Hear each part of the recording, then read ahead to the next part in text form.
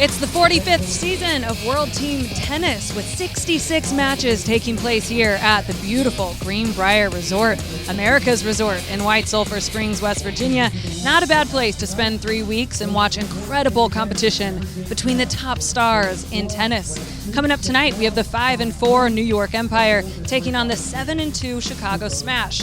Both feeling very confident after a win yesterday. Welcome in, everyone. I'm Olivia Decker. So glad to have you with us. Now, these teams played each other last week, Chicago taking that one by just 1 point. It came down to a super tiebreaker in the final set, men's singles. That's where we saw World Team Tennis rookie, 18-year-old Brandon Nakashima defeat former world top 10 Jack Sock. You know Jack's going to come in a little extra hungry today. So it's been a busy day. This is our 4th match of this busy Saturday. And with only 5 days left of the regular season, the pressure is on. You can see that especially in the first match, Philly Freedoms. They still are at the top of the standings, but they were served their second loss of the season. That was a big upset by Orlando. Then Orange County winning by 3 points over struggling Springfield Lasers, the 2-time defending champs. And then San Diego dropping their 7th match. That's 2 straight to the Washington Castles as well. They played just 10 days ago. Washington got both of them. And then now we've got New York and Chicago. So for more on this matchup, let's get you up to Jeff Chisever and Mark Lucero. Hey, Jeff. Thanks, Olivia. All set to close out day 14. I'm Jeff Chisever, excited to call this match alongside coach extraordinaire Mark Lucero. And Mark, you heard Olivia say it. Last time these two teams met, it was Brandon Nakashima getting the best of Jack Sock. It went to a super tiebreaker. Jeff, it actually came down to the very last point. It was 4-4 in the tiebreaker. Jack Sock had an inside-out forehand. His best shot missed it just wide to give Nakashima the win. Today, look for Jack Sock to come in forehands blazing. Nakashima, certainly a rising star, and Jack Sock, a huge reason why the Empire are top 2 in the league in men's singles, men's doubles, and in mixed. Yeah, Jack Sock's known around the world as the best doubles player in the world. This men's doubles set is going to be crucial tonight for the New York Empire to get a win. Let's go. 2 of the top 4 teams in the league about to face off. It all starts with men's doubles. Sock and Skupski for New York, Rahm and Nakashima for Chicago. It's the Empire and the Smash. First ball coming up right after this.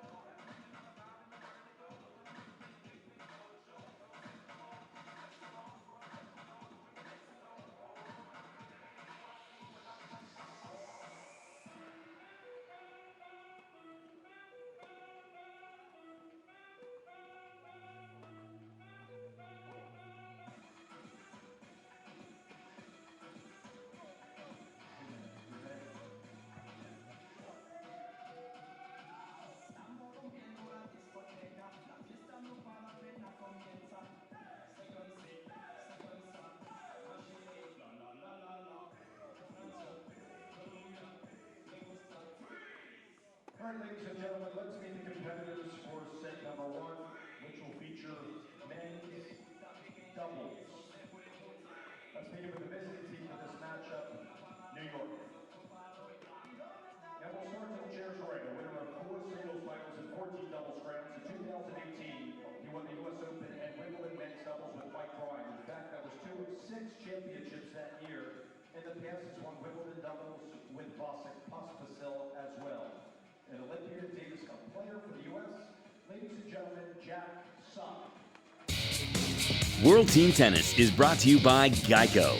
Did you know that Geico is now offering an extra 15% credit on car insurance? That's on top of what Geico could already save you. Visit geico.com to learn more. By the Greenbrier Valley in West Virginia, home to scenic trails and quiet rivers, friendly mountain towns, and America's resort, the Greenbrier. And by DraftKings. Download the DraftKings app and use promo code WTT to play free for thousands of dollars in prizes this season. Can never get tired of these scenic shots at the Greenbrier. So special and fortunate to be here playing all 66 matches over 22 days. This is day 14. We got the Empire taking on the Smash. We got men's doubles coming up, Mark, and we have multiple Grand Slam doubles champs on the court here for the first match. Jack Sock's doubles resume speaks for itself. We should also talk about Rajiv Ram, 2020 Australian Open Grand Slam, his first men's doubles title. They will be facing off against each other in this first match, and that gives us a perfect time to take a look at the Wilson lineups. And with the order of play, the home team manager will set this order. That would be Kamau Murray. What catches your eye here, Mark? Well, batting cleanup, Bethany Mattek-Sands, Jeannie Bouchard, they're coming in last. They're the closers. I like every matchup here. I'm keeping my eye on men's doubles in the beginning, Jack Sock, men's singles second up. And you will see in those last two matches for the Empire, Haley Baptiste is an alternate here for this 45th season of World Team Tennis. She will be stepping in for Kim Clijsters. As of now, we've seen players get subbed in. Kim Clijsters, 37 years old. You know Luke is kind of managing her minutes a little bit. No big surprise here. They got a big match tomorrow as well. And keep an eye on Haley Baptiste. She had a big win last summer in DC over Madison Keys. Rising American star right there. Yeah, former junior U.S. Open finalist as well. So we'll keep an eye on Clijsters. Definitely the story of the season so far. #1 in women's singles winning percentage. It is going to be the Smash expansion team to start things off. Brandon Nakashima in the near court, serving to Neil Skupski in the far.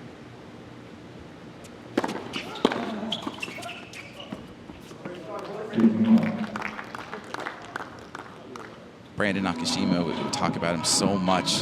Just 18 years old, WTT debut. Looks like he's a 10-year veteran on tour already.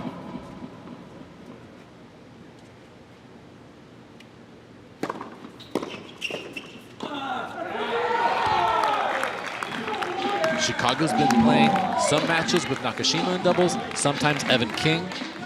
It's nice to have two different players like that. You can give different looks. You can use the lefty, you can go for matchups, and you can spell Nakashima when you feel his legs aren't there in the singles.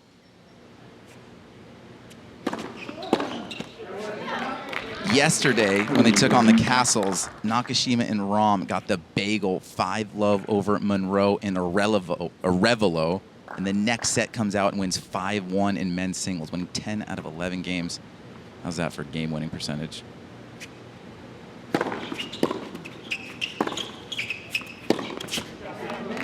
Wow, the depth of Nakashima. One of the things that makes Jack Sock dangerous as doubles is when he can set up that forehand right there.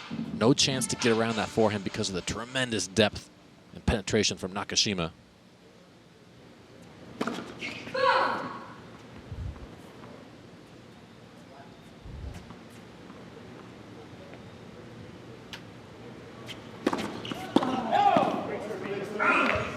Quick hold for the Smash. This is World Team Tennis, baby. It comes at you fast. Equal gender representation. Sets are to 5. 9-point tiebreaker for all.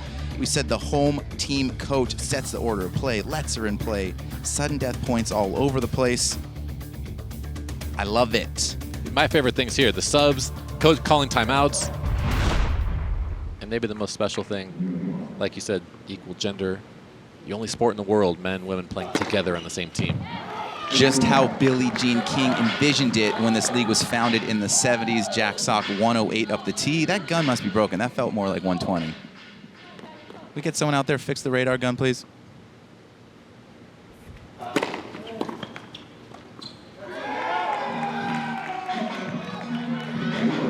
That's a tough shot that Neil Skupski just hit. It looked very easy, It's but like a horse shot. it's really easy to whiff on that one, actually, when you try to hit it that angle.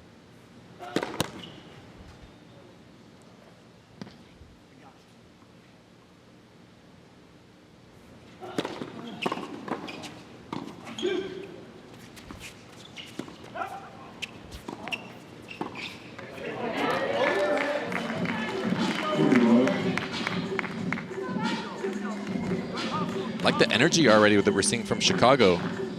Ram and Nakashima both jogging back to the baseline after that point. We called the 9 a.m. match. Got to admit, little slow and sluggish to start. I think. Didn't see any of the freedom doing that. No.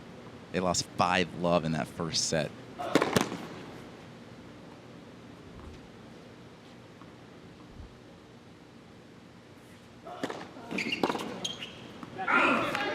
Yeah, Mark, you said you went double iced coffee this morning for the 9 a.m. Now you're back for the 7 p.m. You all good? Coming in hot. Love it.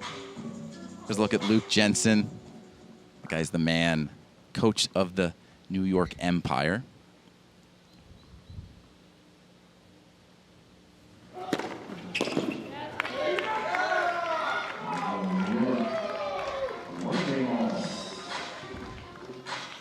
It's Luke Jensen for the Empire. And of course, Kamau Murray for the Chicago Smash. Both these teams in the top four. Top four make the playoffs. There's 9 teams in the league.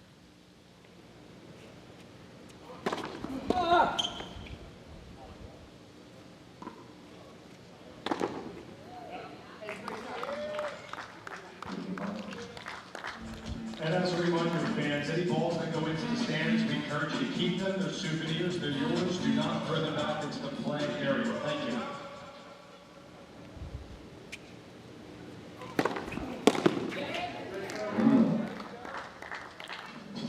Rajiv Ram, certainly a veteran, 36 years old, but still playing some of the best tennis of his career.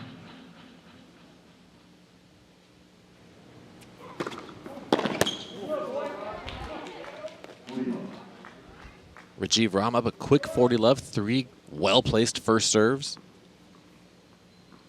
Doesn't quite have the MPH he used to, still runs up there pretty fast, but does an excellent job hitting his spots.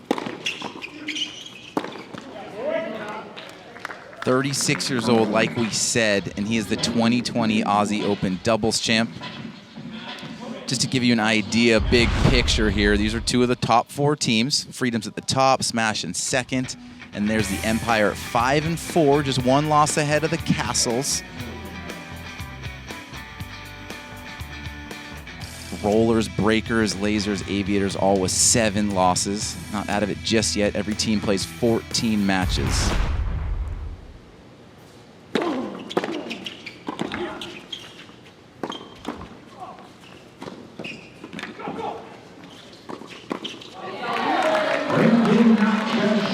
Oh, what a doubles point. Some great touch at the net from Neil Skupski and Rajiv Ram. Great passing shot that set up his partner for a good look on the backhand. He's got the Sampras forehand grip, but he's able to get around it and dip it to the left. That's impressive. Nice backhand through the middle of court from Brandon Nakashima.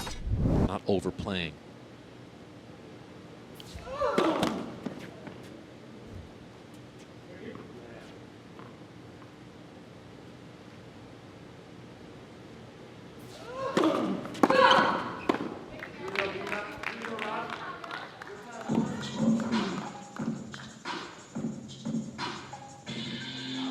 Neil Skupski, male MVP of the league last season. Plays every set in doubles and plays mostly in mixed as well. Sometimes that's Sock, but more than not, it has been Skupski.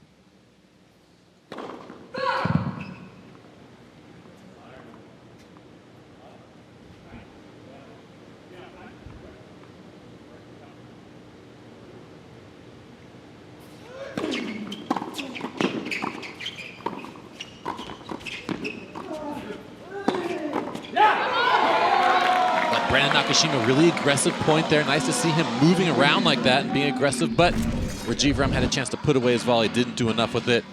And for Jack Sock, it's target practice when you leave it short to him. That one, right? Could have done a little more with that one.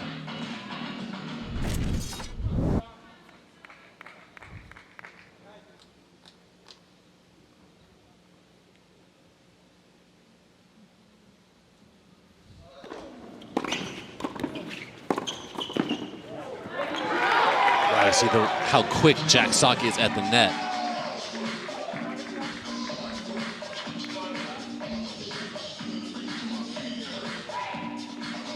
Skupski, 30 years old, from Liverpool.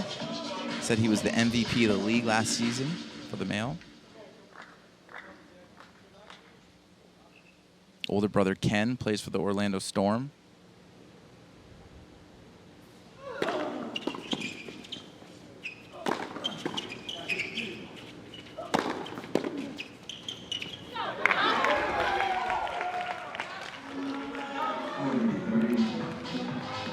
Love 30 whole, 3 straight points. Now 2 game points for the Empire. Yeah, the last couple points have shown how dynamic Jack Sock is at the net. So quick out of his crouch covering, getting up for the overheads.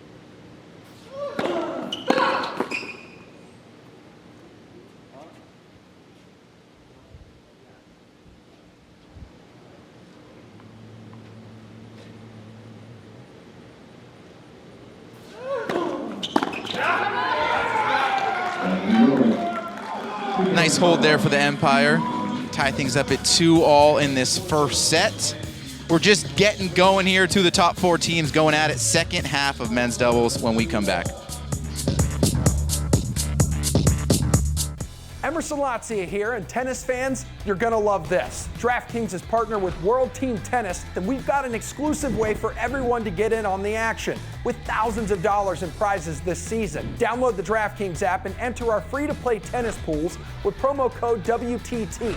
Then put your knowledge to the test and answer a series of questions about the matches being played that day. So enter now, download the DraftKings app, use promo code WTT, and play free for thousands of dollars in prizes.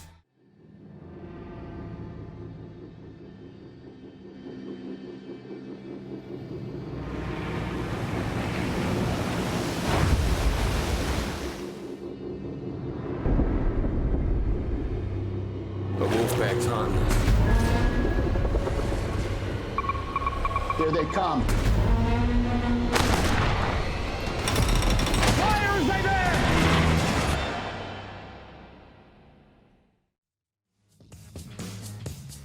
Welcome back to all in men's doubles. First of 5 sets. Each guy has held their serve once. This will be the second time around. It's Nakashima in the far court.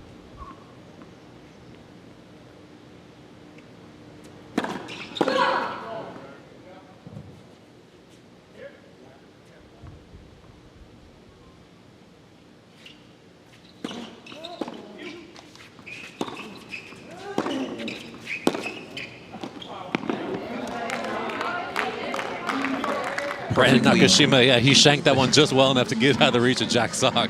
Ends up being a nice shot. It has to be a high backhand overhead for Sock. Tough to see if it was going to drop in. That was a great misdirection. Yeah.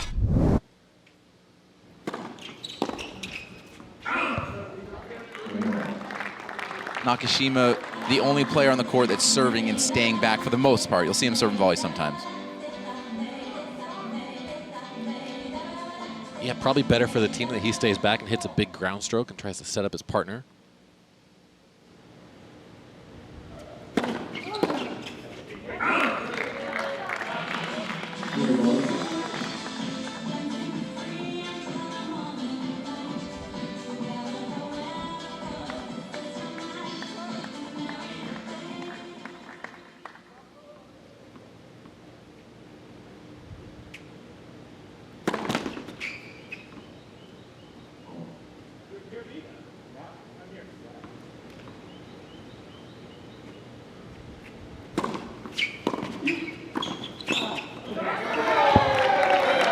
Serving volleys, Sock gets the return down low. Yeah, it's so challenging to serve and volley against Jack Sock. He's so good at getting that return low and making you volley from below the height of the net. When that happens, you pop the ball up, and Neil Skupski right there to clean up the mess that Nakashima made.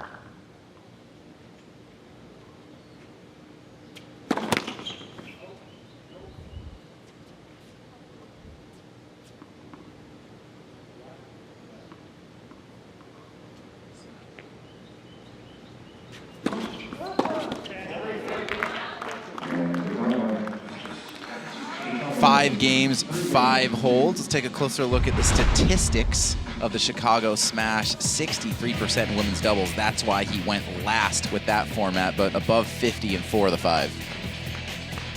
Check out that men's doubles. 1 game above 50%. The slimmest of margins in men's doubles. Obviously, you don't see a lot of breaks of serve. And we haven't seen one yet in this set.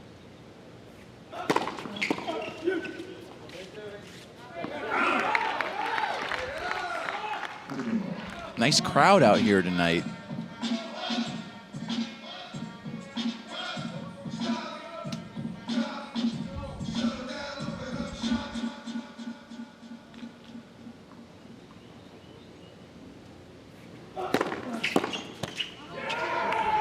Deep into the box, into the body of Nakashima on that one. When we look at those team statistics, Jeff, it's interesting to see. I guess it shows you how much each game does count, because for those numbers, it seems like their team record is sort of outpacing how they stack up in those statistical categories. Look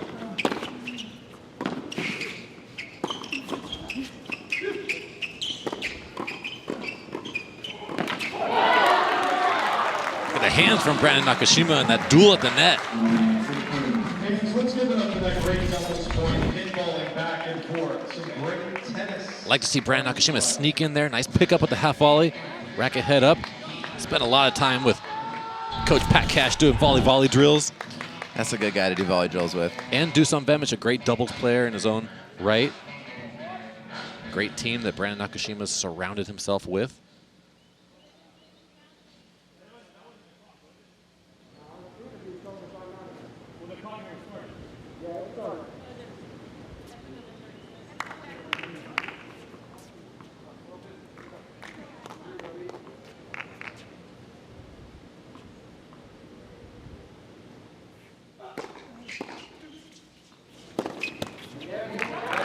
We don't see that often.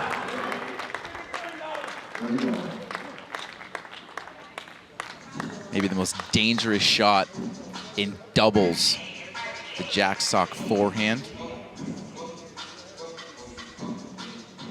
You don't know if that ball is going to be dipping down at your feet or landing square in your chest.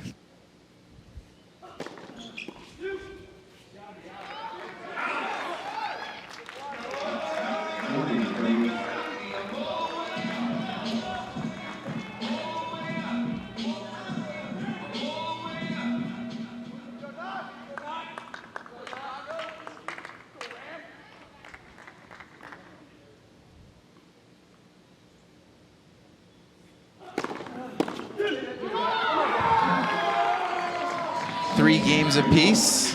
And now we're going to look at the Empire statistics. And these a little higher in most categories, but they're lower than the standings in the Smash. Yeah, and again, when you look at the women's doubles, 39%, it shows how other categories can pick you up if you're losing games. Yeah, that women's doubles, 39%, that is 9th place in the league, dead last. But that's all right because they are great in all other categories. There's Nakashima on top of the net. And if you're Coach Jensen reviewing those stats, you think, geez, we're sitting at 5-4. We did a little better in that discipline. Maybe we'd be looking at 7-2.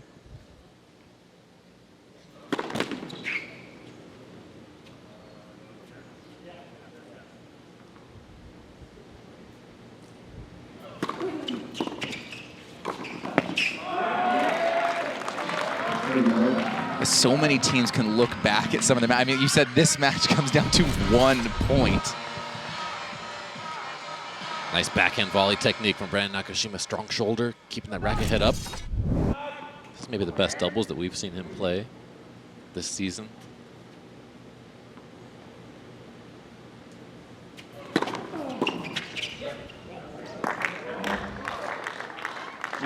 Chicago Smash are 4th in the league in men's doubles. The Empire are 2nd.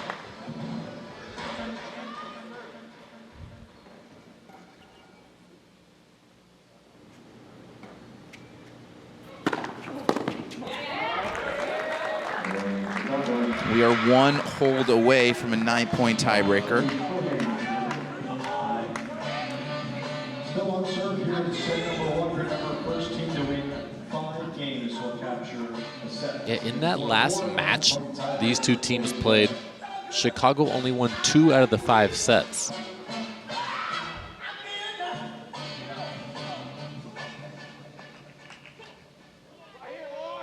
That was men's singles and women's doubles.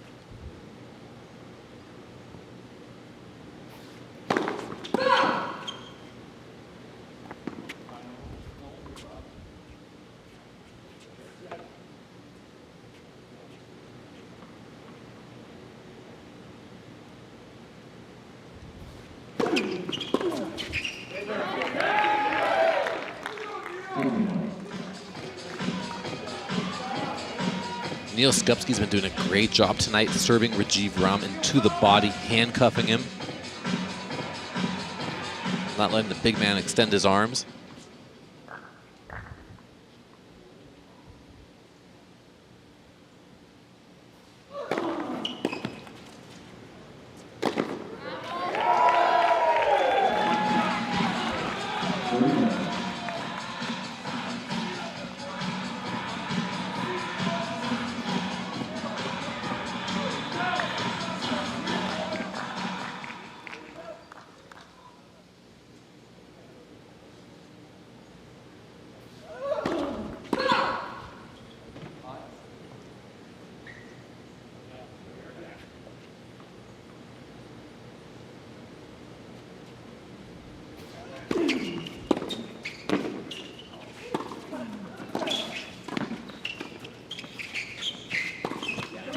Wow, Jack Sock with the pickup, keeping that point alive.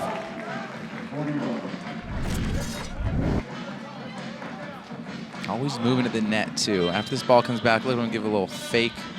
There he goes. Sometimes that's all it takes to force the error.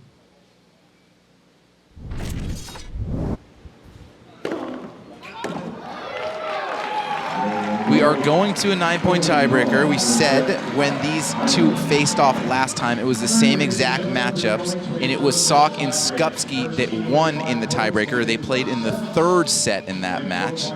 This, of course, is the first of 5 sets. This is first of 5, win by 1. Again, first team to win 5 points to win the tiebreaker.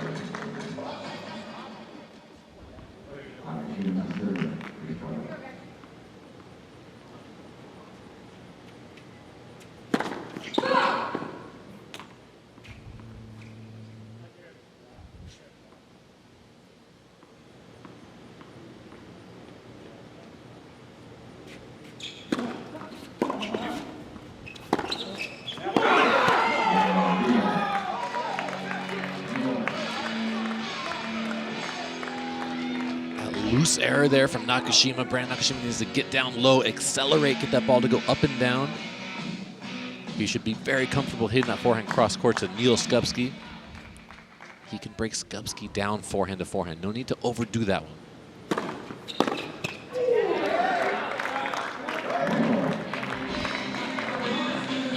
Serving format in this tiebreaker, 2-2-2-3.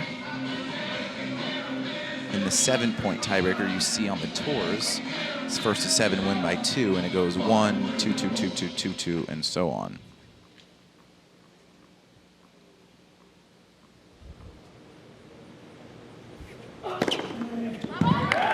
Is that his favorite serve, out wide on the deuce? There's just so much action on it. It breaks off the court so quickly. Hits the ball and just slides to our left. The returner's right, away from the right-hander. Great shot of how wide that serve actually gets. He hits it off the same toss as the tee.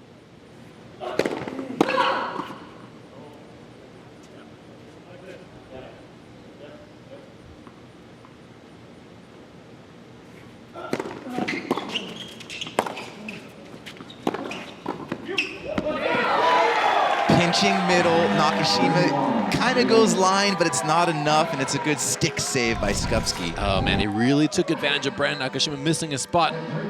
Brandon Nakashima must have seen all this space here. Doesn't quite give it enough direction. Neil Skupski, nice job getting the racket up.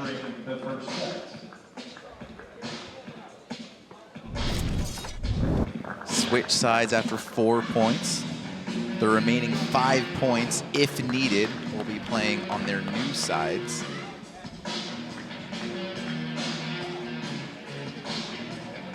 It'll be Rom with 2 more serves, and then Skupski with the final 3.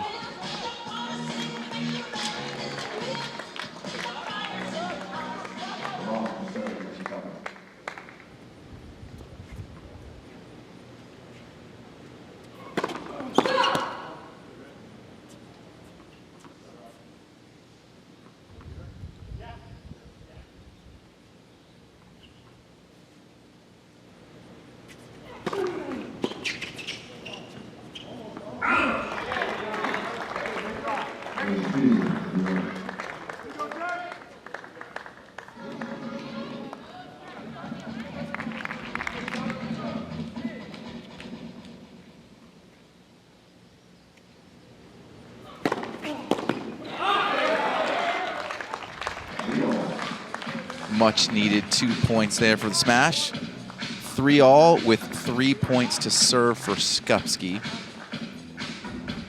If they were technically on serve, it would be 2-4, and New York would win 3 in a row. But now they just have to win 2 out of these final 3.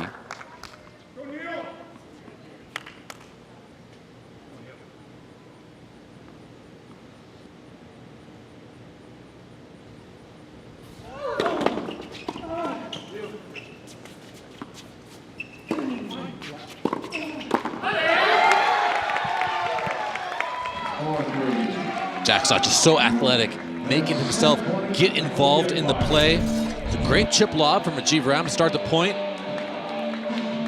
Jacksock knows he needs to help his partner out, hitting ground strokes, and boom, big volley. 2 set points for the Empire.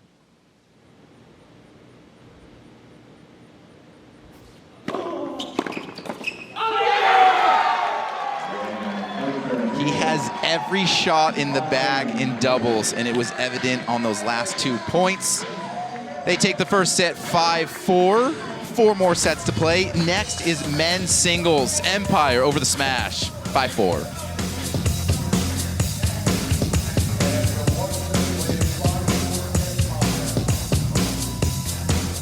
Next up, ladies and gentlemen, please welcome our talented WTT dancers for Umbrella.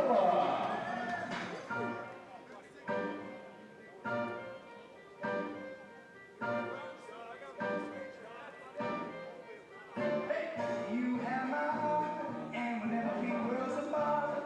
Maybe in magazines, but you'll still be my star. Baby, 'cause in the dark, you can't see my shiny car, and that's when you need me there. With you, I'll always share. Because when the sunshine we shine together, you know I'll be with you forever.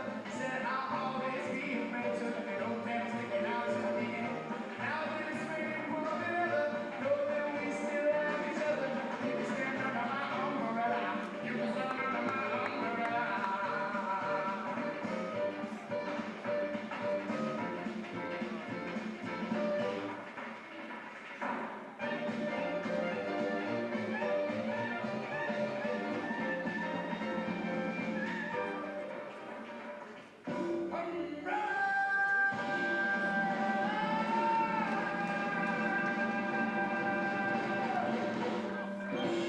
Our WTT dancers today led by Venus Williams here. Coming up next, ladies and gentlemen, men's singles.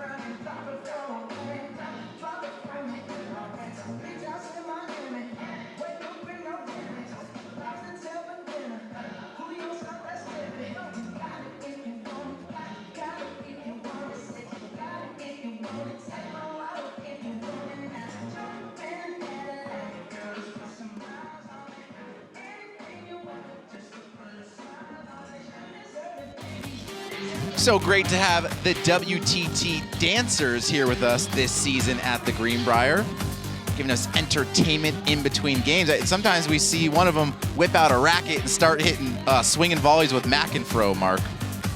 Yeah, I see McEnfro going around on his oversized hula hoop, and I'm trying to figure out the physics of it. We're going to get you on that next. And next here on the court is men's singles. And this is a little juicy because the last time they played, it was the smash, down 2 going into men's singles. Nakashima wins the set 5-4, then they're down 1. Then he wins the 1-game extended play. We go to a super tiebreaker, and Nakashima wins that super tiebreaker 7-5. Mark, you said a little bit in that last set. Sock puts away that volley, maybe gives a little extra stare down to Brandon. You know this next set is going to mean a lot to him. Yeah, there's a little veteran-rookie dynamic potentially there. I think Jack Sock will try to make his presence felt on the court. He's a great front runner. If he can establish a little distance early in the set between him and Nakashima, it could get ugly quick.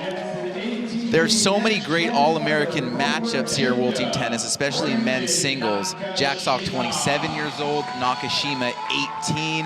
Nakashima's kind of that hot new thing on tour. Jack Sock used to be top 10 in the world. We know his singles ranking has plummeted immensely.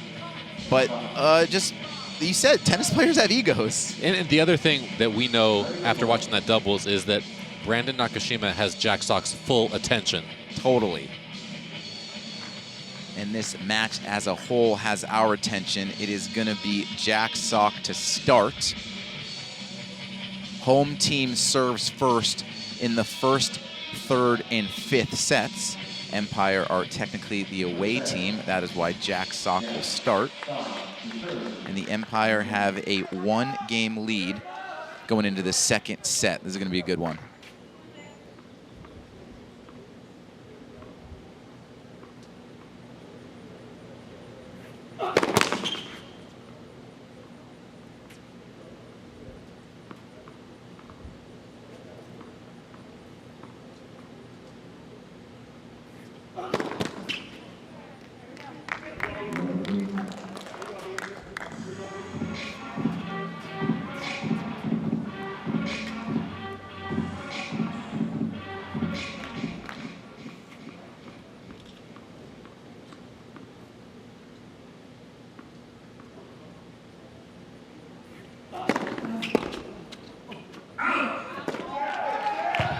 A big key to this match is going to be who backs up their second serve better. Last time they played, both were very good numbers on their first serves. Jack Sock got a look at a bunch of Nakashima's second serves and was very effective.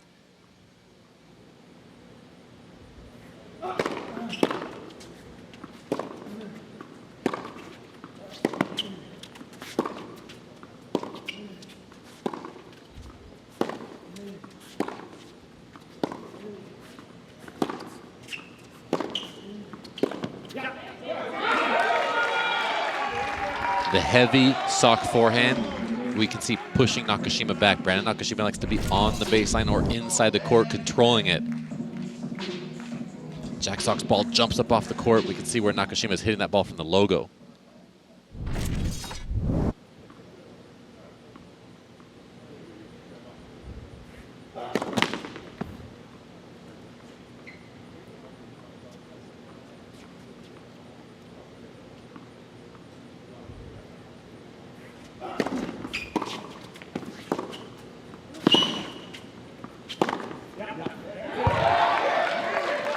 He's pumped up for this match. You can tell he's giving it the yeah before he even wins the point. As soon as the ball came off his racket, he knew that was a winner. We're hearing he strings his racket in the 30s. Look at that. Jumping off the court. I do that when I go play live ball, but it's a little different level. Live ball, Manhattan Beach. We said Jack Sock has been dominant this year. Heavy lifting for the Empire, 7-2 in singles, 7-3 in doubles. Not to mention him balling and mix. He's doing it all. He's putting games on the board for the Empire, such a valuable piece to this team. Former top 10 player in the world in singles.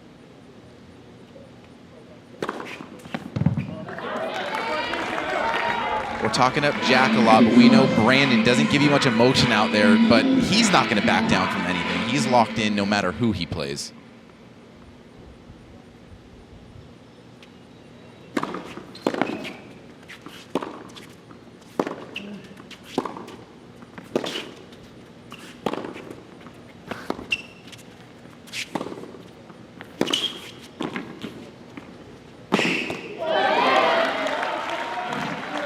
Area of the game Nakashima spent a lot of time working on during the last 3 months, the transition game, getting into the court, taking advantage of ground strokes like this that open the court. Nice feel, especially finishing short there. You don't need to finish deep, finish short in the court.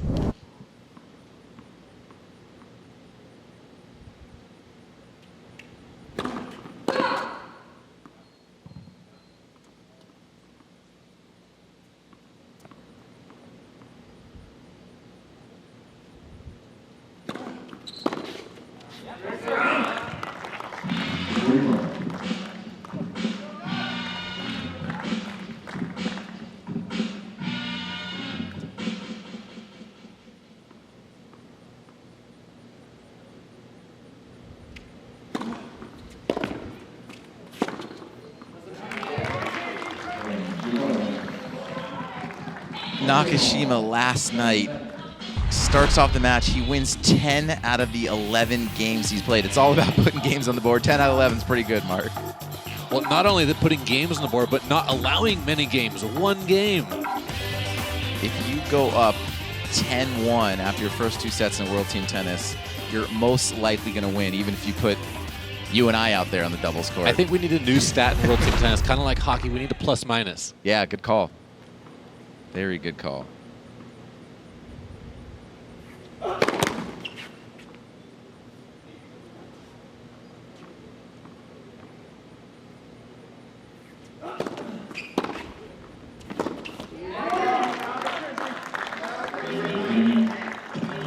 That's the area on the court where Jack Sock is vulnerable early in the point, wide to the forehand. He wants to set up a point with either a slice or an inside-out forehand and play from the backhand side of the court.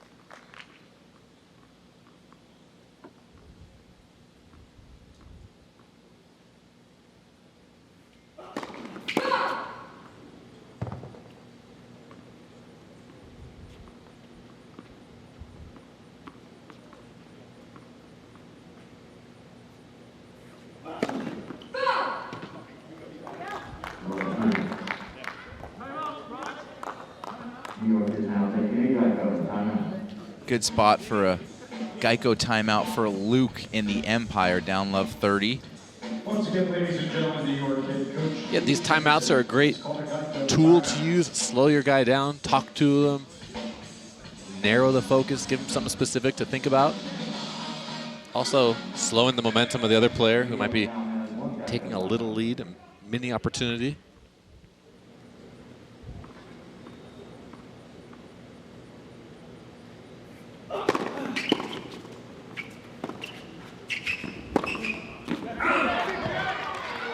Approaching to the Nakashima forehand, had a good look at it, pushed it wide a little bit.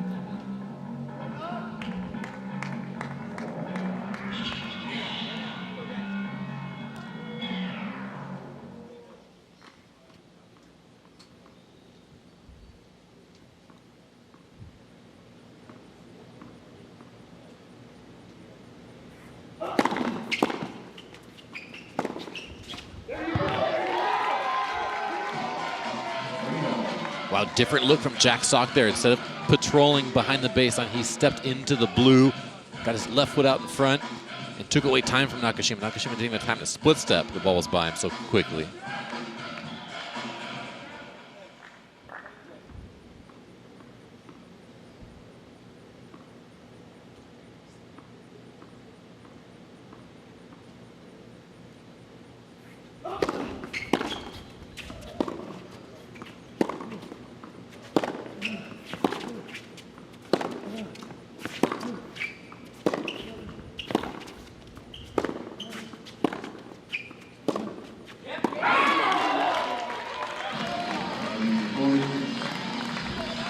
Looks like since the timeout, Jack Sock's been trying to play closer to the baseline, maybe take some time away from Nakashima. He likes to let the ball settle, play with a little more time so he can get under the ball and send it up and down. When you play closer to the line, you end up driving more balls, playing at a quicker tempo.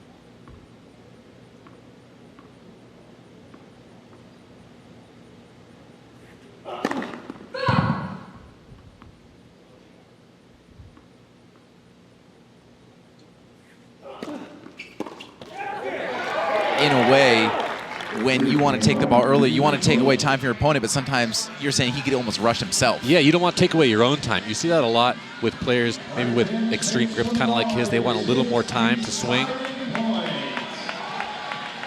First deciding point of the set here.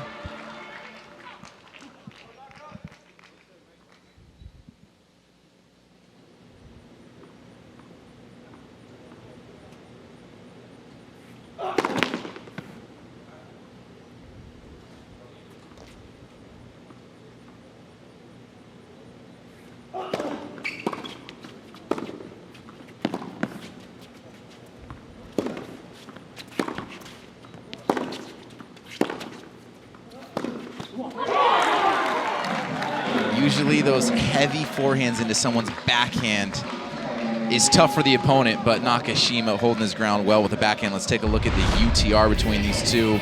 No big surprise here, Nakashima with the substantial edge because he's had a lot of results lately during the hiatus. A lot of results lately. Jack Sock hadn't beaten too many people second half of last year, early into this year, until right before the shutdown. Brandon Nakashima now has moved above that and is the highest ranked player here in World Team Tennis and UTR.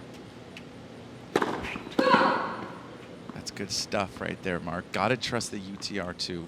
Best representative. Had the engineers how they're playing right crunching now. the algorithms this morning.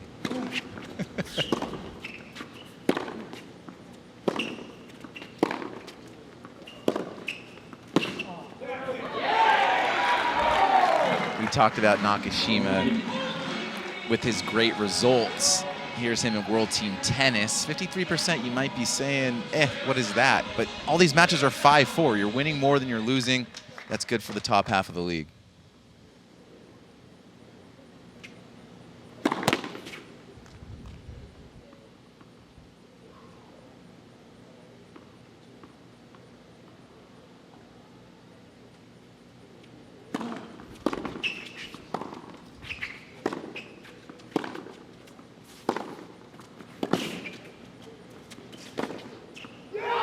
Sock is hitting forehands, Mark.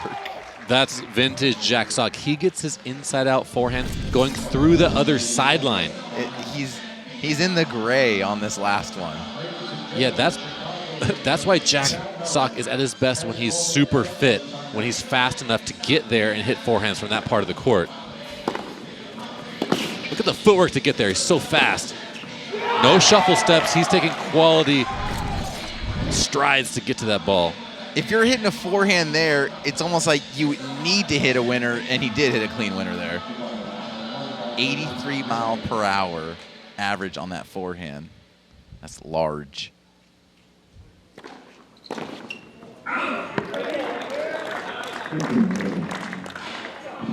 Such an interesting dynamic. You feel the firepower from Sock, and then just Nakashima, this next point. Not much effort emotionally for the 18-year-old. And it's very commendable.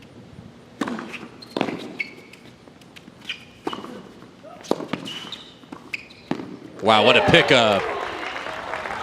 It's not easy. He had the whole court, but you really got to lock in, get your face and eyes on that ball. He does a great job getting down to the height of the ball. Knees almost scraping the ground, and he knows if he hits a bad one, Jack Sock's ripping a forehand by him. That was a great look at that focus on that half volley.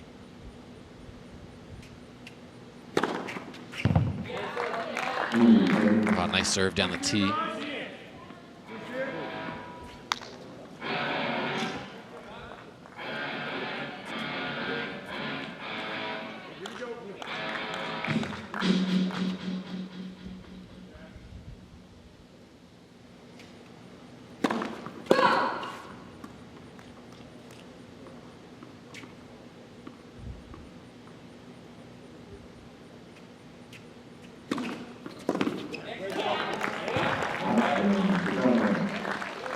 Nakashima consolidates his early break. He's up 3-1 and gives his team a 7-6 lead here in the second set.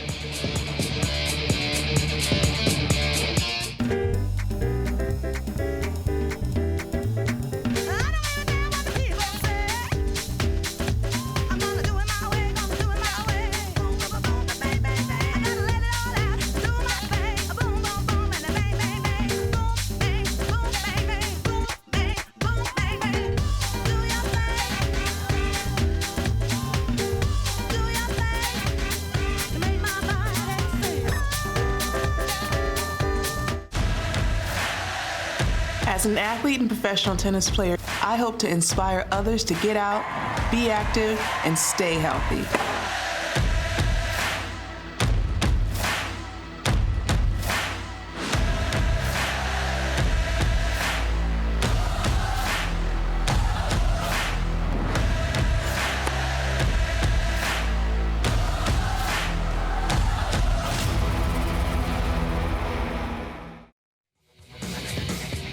Back here, second set of 5 total sets. It's men's singles, Sock and Nakashima.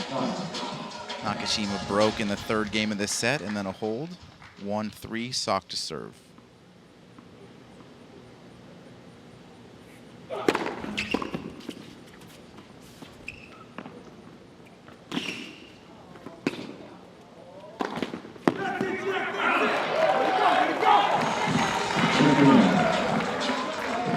Great wheels from Brandon Nakashima to get to that drop shot, track it down. Actually had a good look at the overhead.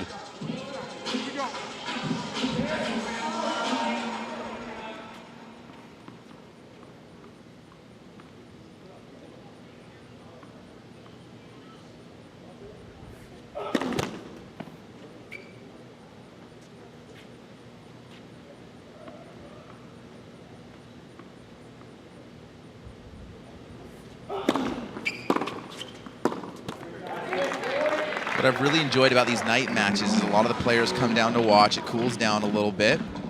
And you're hearing extra cheering, both for Nakashima and Sock. I think they got some buddies here in the crowd.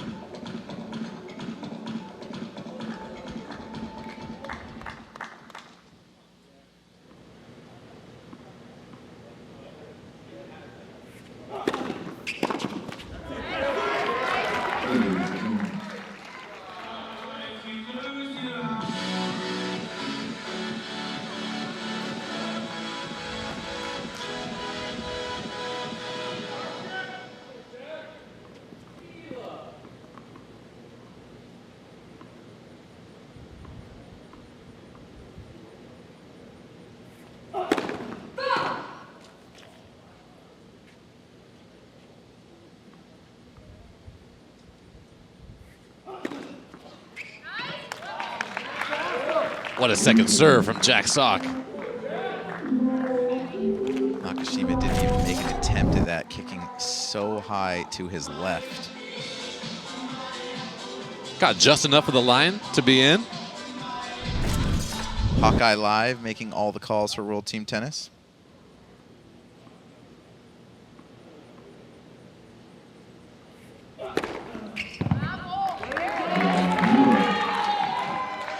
.130 up the tee. Hawkeye Live, this is 12 cameras, the same technology used when making the challenges you see on the ATP and WTA Tour. You'll hear these electronic recorded voices, out, fault, and foot fault. Keeps it going a little faster.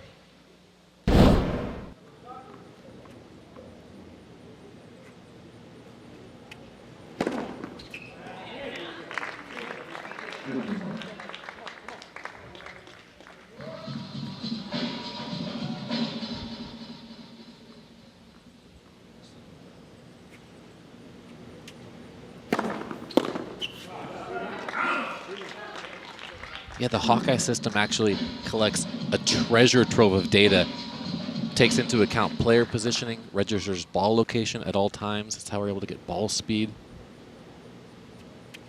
You get more engineers to crunch numbers for you on the Hawkeye. And that's a great resource. Truly, You're yeah, a coach. actually, as a coach, for me, I'll work with Hawkeye throughout the year to get the raw data, and I'll give it to engineers, and we'll work on certain projects, trying to find, you know, what's my player's most effective serve location? How high do they want to get the bounce? When are the numbers working our way? What's the best, serve plus one combinations? A lot of different things we can do with it. What are the RPMs in certain shots? That's robust stuff. We live in a stats-driven world these days. Cool to hear that.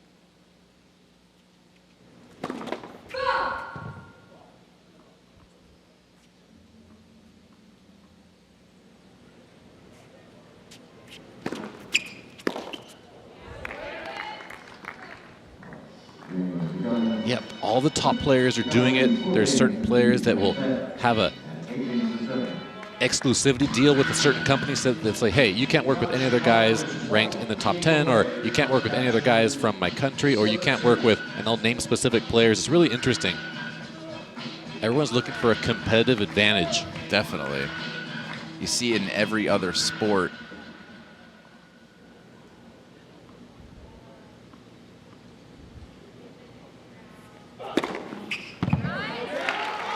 Massive serve from Jack Sock. fluid 32. motion.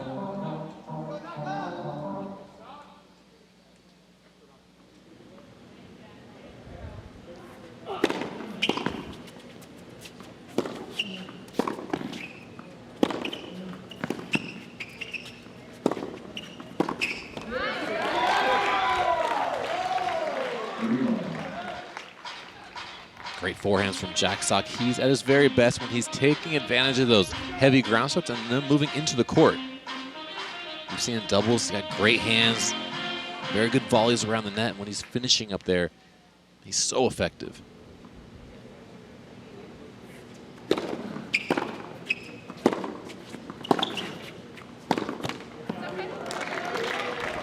There's one where he tries to take early, almost half volley-esque.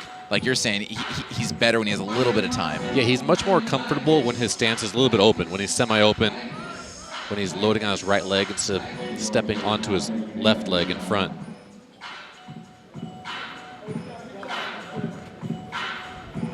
Another Geico timeout. Sabine Lisicki, that's Kiveta Peshka, and Haley Baptiste right there in the middle. She's an alternate, and she's going to, as of now, going to appear in the final 2 sets, women's singles and women's doubles. Excited to see her get out there again. Saw her sub a little for the Vegas Rollers earlier in the season.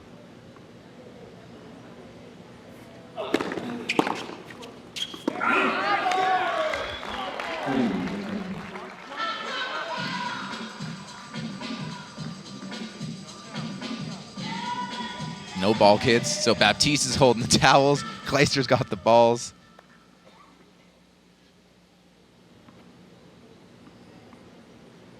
And Luke is just crushing it as always.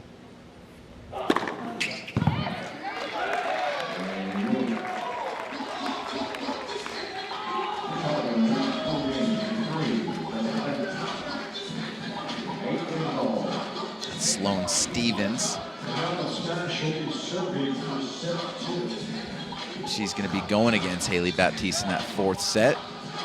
Here comes Nakashima, up 4-3, chance to serve out the set, gave his squad a 9-8 lead.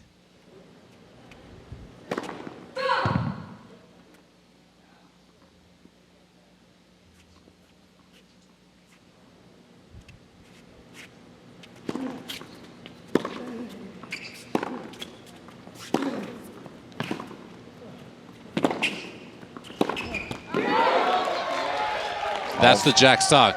Heavy first forehand, finds the inside out. He went a long way to hit that inside out, then gets the short ball, cuts through the court. Great forehand approach. When he gets a hold of one forehand, it's almost impossible to find that backhand.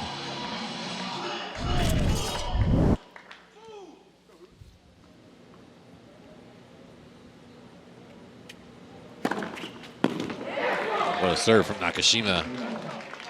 Every time it gets rowdy for the Sock corner, it seems that the 18-year-old comes up with an answer, now just 3 points away from taking this set.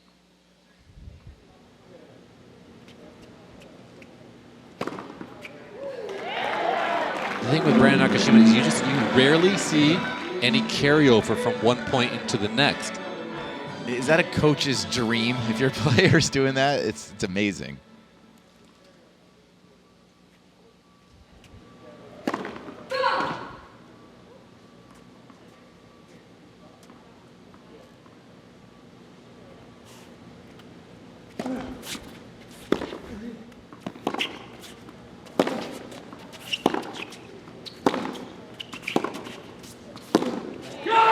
If there's one player here that can withstand those heavy blows of forehands, it's Nakashima in the backhand corner. You're absolutely right. He just keeps sending that ball back with depth, saying, beat me, hit through me.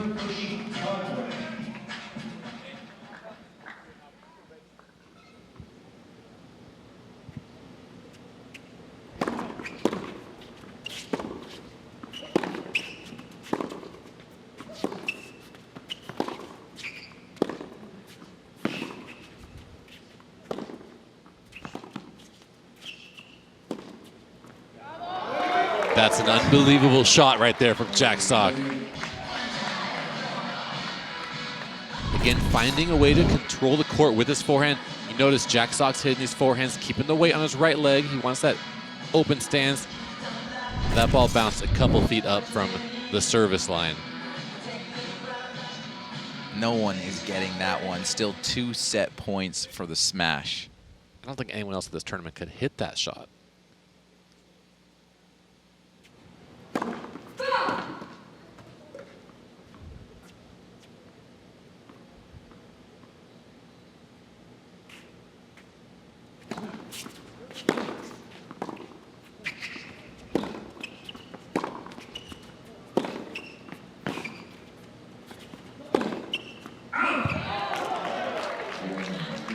That was the one he wanted. And Nakashima has now beaten Sock the 2 times they've faced each other this season. He wins 5-3 and gives his team the 9-8 lead. 2 sets down, 3 to go. It's mixed doubles next here at the Greenbrier.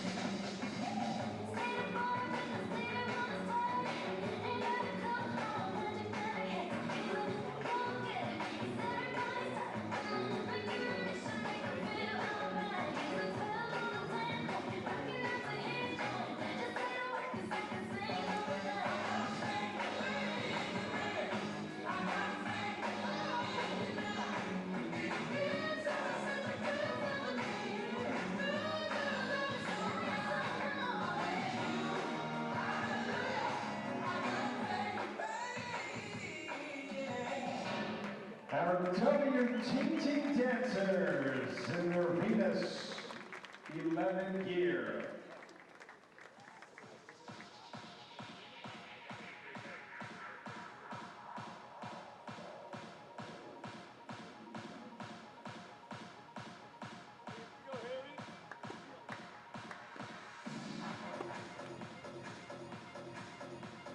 Fans download Tennis One, the official app of World Team Tennis. The one place for all your favorite teams. Get live player stats all from your phone. Watch international pay-per-view live with exclusive CrowdView Live. Download Tennis One, the official app of World Team Tennis.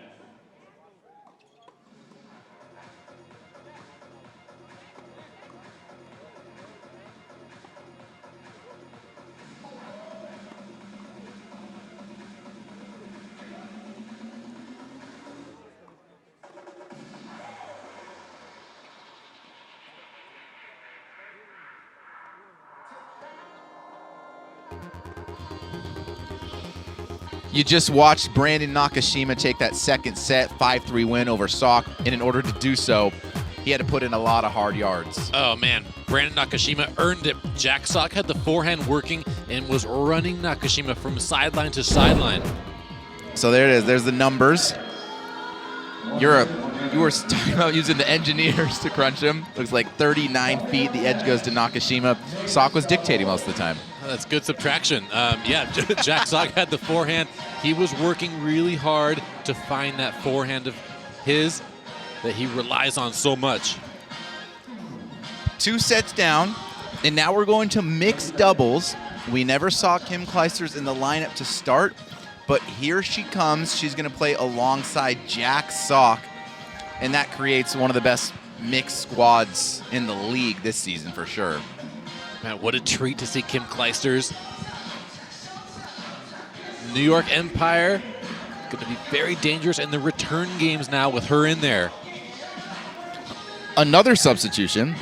We thought it was going to be Bethany Mattek-Sands with Rom, but it's going to be Jeannie Bouchard. So a little different than what it was originally slotted to be, and that's the beauty of World Team Tennis.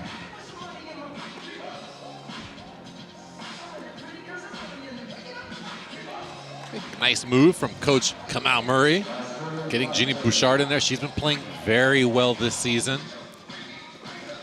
mostly in a doubles role. We saw her going in singles. She's actually won 9 of the 11 games that she's played in singles. Yeah, great to see her back out playing good tennis. These are the top 2 teams in the league when it comes to mixed doubles. The Empire are first, winning 58% of their games. The Chicago Smash are second, winning 55%. It's like when you coach the Golden State Warriors, you need to make sure everyone gets their shots. We said that earlier, that not only do you want to keep people in rhythm, but you want to keep people happy too. Yeah, make sure everyone's getting out there, getting some playing time, getting some wins. Practice reps are much different from match reps. All right, ladies and gentlemen, for the New York Empire again, please welcome. Such a treat to see Hall of Famer Kim Clijsters. She is a current Hall of Famer. She retired for the 2nd time in 2012. Takes 5 years before you can be inducted, and that happened in 2017. Then 3 years later, which is 8 years after she retires for a 2nd time, she's back on tour, and it's unbelievable how well she is playing. She is #1 in the league in women's singles. We already know she can play doubles, former world #1 in doubles as well.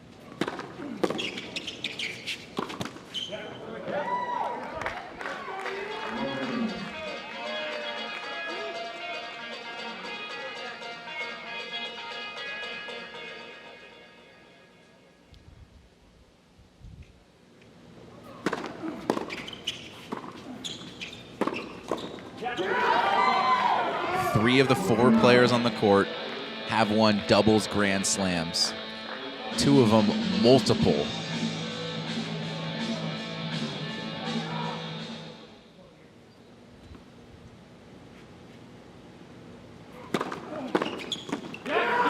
So this team, Ram and Bouchard, they need to hold on to that grip extra tight on these volleys. The ball is coming at them with pace, no matter which side it's coming from. Definitely surprised by the substitution with Bouchard going in there. Playing great doubles. Bethany more the pure doubles player of the 2.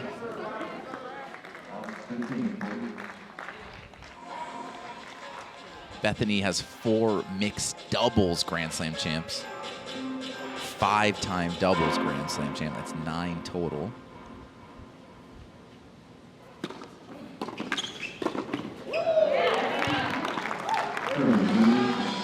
Great wide serve from Rajiv Ram, set up his partner. That'll give Jeannie Bouchard a nice little boost of confidence. Always feels good when you put that first one away.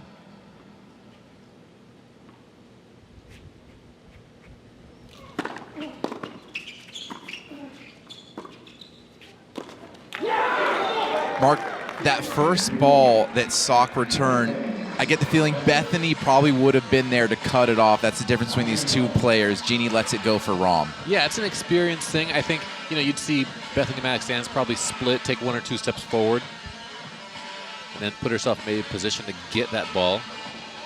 Not a knock on Jeannie, just a different style of play. We're going to see Jeannie and Bethany play together in women's doubles later this match. It's a great learning experience as well. And the more she plays with Rajiv Ram, the more aggressive she will be.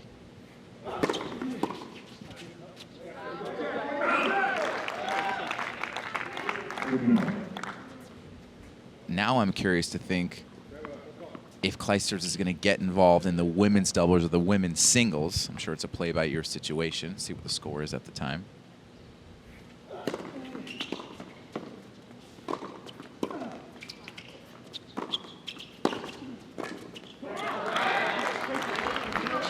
The more this match goes on to, the more we need to look for Jeannie Bouchard to see that comfortable feeling. Because right now she's been thrown into this match where there's 3 people on the court that she respects a lot.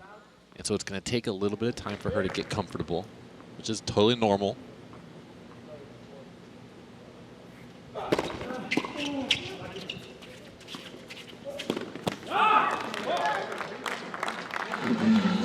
How players deal with nerves, ultimately, focus on something simple, focus on your breathing, moving your feet, and then you rely on your training. And at some point, the training takes over. And if you're Rajiv Ram, you remind her, hey, do what you do well. Hit some big backhands out of the corner. Try to move forward.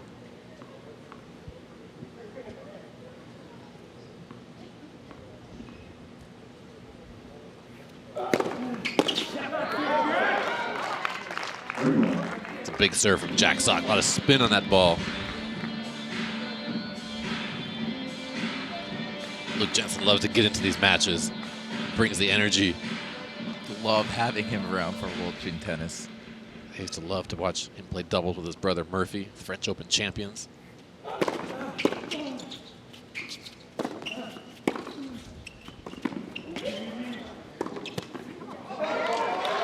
Surprising that when Sock gets that forehand, he goes to Rom at the baseline, and that is just a way of saluting Genie back there from the baseline. I think it's also him saying, my weapon's so big it doesn't matter who I hit to. Yeah.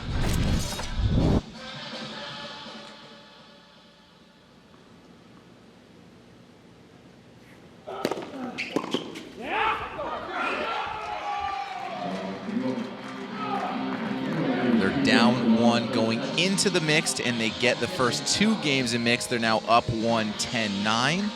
These next 2 serves will be from the women. Genie first.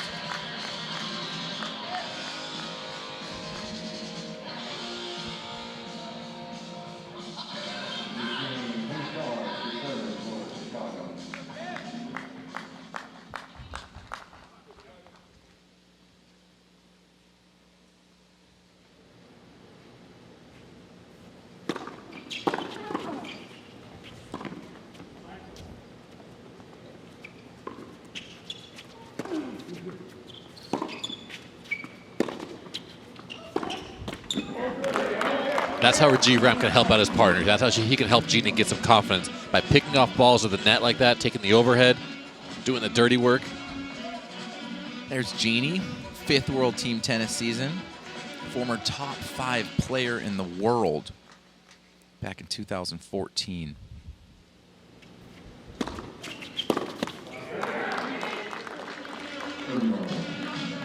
Service winner from Genie into the Sock forehand. Yeah, nice serve into the body. Not letting Jack Sock get a clean cut at that forehand.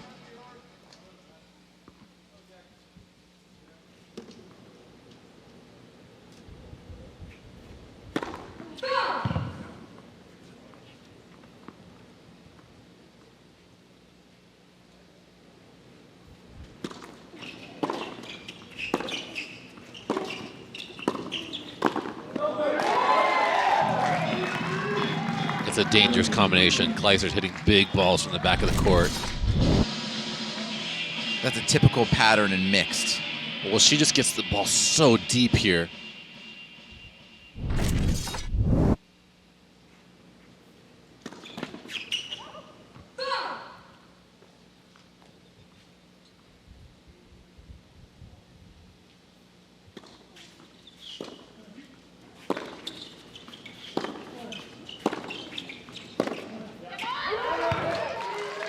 Genie doing a good job handling those forehands, but then he turns one up the line. Yeah, she didn't hit a bad ball. She had decent depth, but just so much time for Jack Sock to pick his target. You might want to think about a lob over the Kleister's head and test the movement there.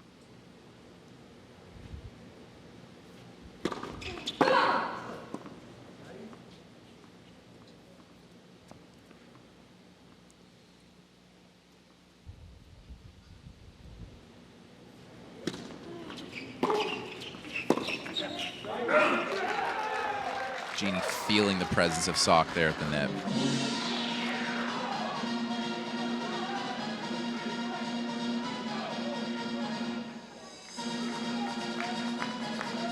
It's so tough to get into a match like this because for her, she's looking for a rhythm, and there's no player that she can find that rhythm against. Kim Kleister's hitting the ball so big and so deep, and Jack Sock with so much spin.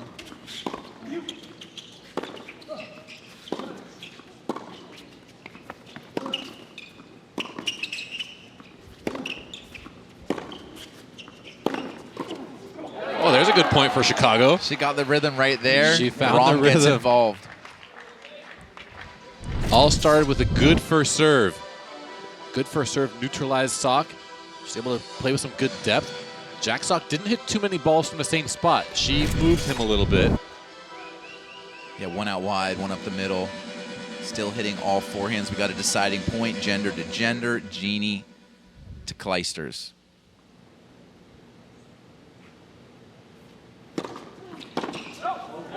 Big hold. Big hold right there for the smash. Great first serve from Bouchard. She came through with 2 good ones at the end of the game. Nice sigh of relief right there from her. That serve is something she's worked on a lot. Keeping that racket head moving, getting rid of the hitch in the back of the motion. It's helping her get a lot more pop. She's seen a bunch of free points on that serve this season.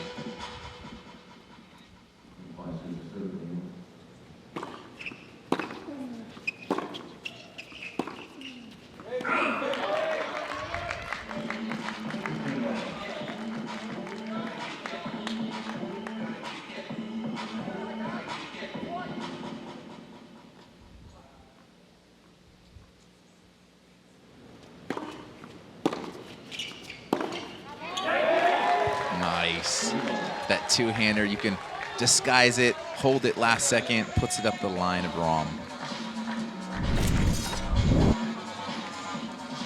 Kim Kleisters sets up, and she can go anywhere in the court like that. And it's so clean.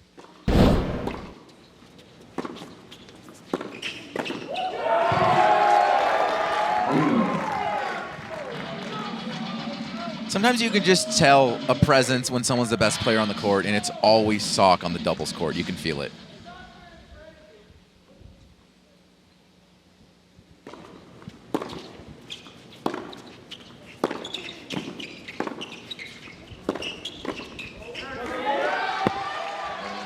Another example of that. He goes for the first poach, doesn't get it. Jeannie feels him, goes right at him. Volley winner. The Empire up a break and mixed, up 11-10 in the total. Emerson Latzia here, and tennis fans, you're gonna love this. DraftKings is partnered with World Team Tennis, and we've got an exclusive way for everyone to get in on the action, with thousands of dollars in prizes this season. Download the DraftKings app and enter our free-to-play tennis pools with promo code WTT. Then put your knowledge to the test and answer a series of questions about the matches being played that day. So enter now, download the DraftKings app, use promo code WTT, and play free for thousands of dollars in prizes.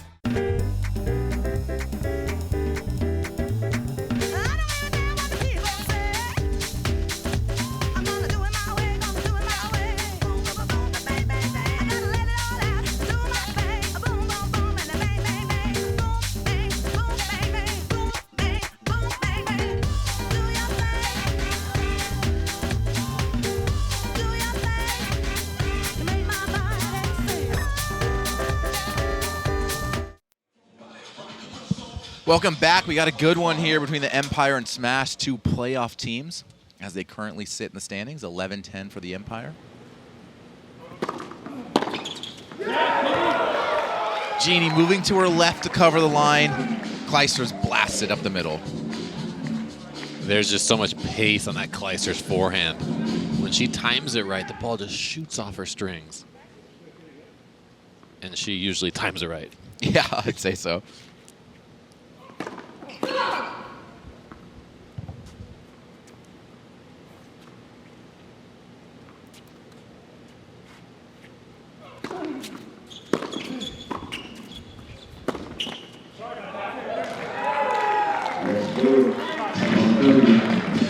He winds up for that forehand, Mark.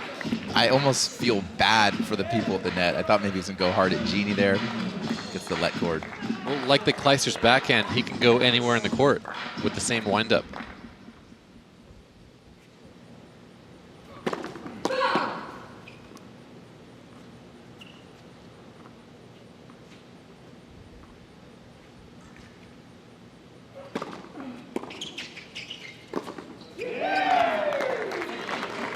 Jack Sock's had some success in mixed doubles. Rio gold medalist. Who would he beat in the finals? He beat Rajiv Ram and Venus Williams. His partner was Bethany Mattek-Sands.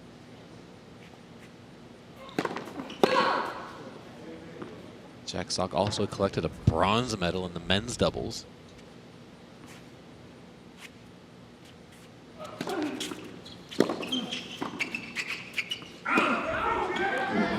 That bronze medal was with Stevie, right? Yeah, with my guy.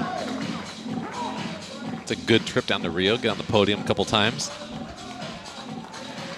Jeff Chisever in the booth here alongside Mark Lucero, current coach of Steve Johnson. We got a Geico timeout in a key spot here for the smash, facing 3 break points, already down 1-3, but just down 1 game in the total column. That's what we care about at World Team Tennis.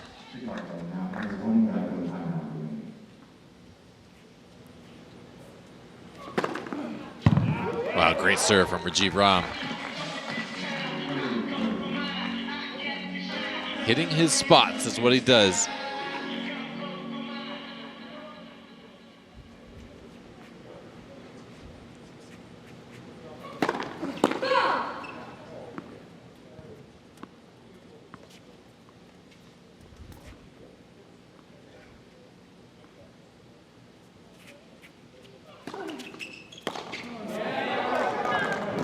You got a big swing. When you got a big swing, you're going to get a couple shakes like that.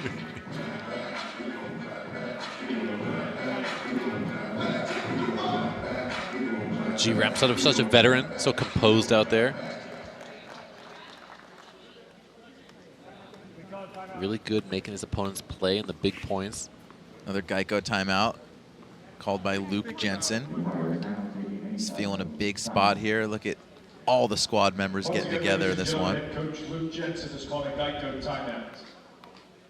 Yeah, everyone giving their thoughts. You know, everyone's got something to say. So cool. You don't see that often. There are other team events in tennis, not many like World Team Tennis. It's going to be Rom back to sock, gender to gender in the mixed doubles deciding point.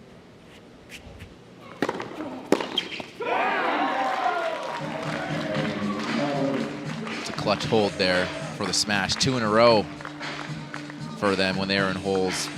And the Genie serve, and now the Rom. They get the hold. Empire up 3-2, and we're all knotted up at 11 apiece in the total column. Bethany Mattek-Sands with some advice for Gina Bouchard. I think telling her, make sure you hit the ball.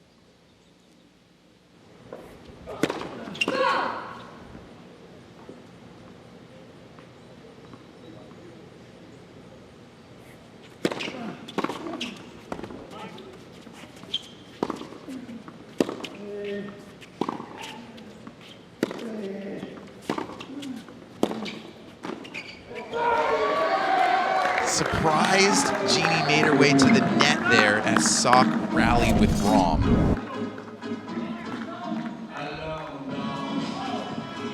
As soon as Sock saw Genie come to the net, he's like, I'm going to go to her feet. Well, I think he saw that she came in half speed, you know, not really wanting to volley, but thinking I should move forward. Good serve from Sock.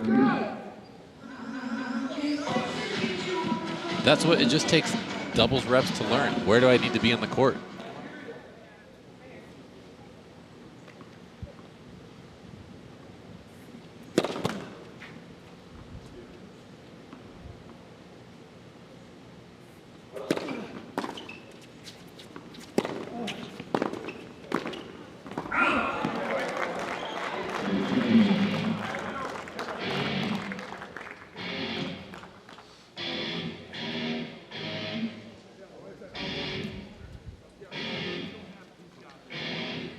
Genie getting a lot of advice all around during this set.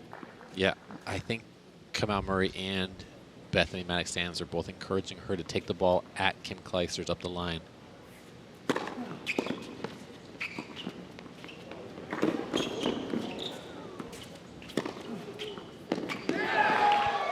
Great initial get by Genie. The court was wide open. Rom had to take a guess there. He stays home on his side. Yeah, that was a great first get. Really covered some ground there.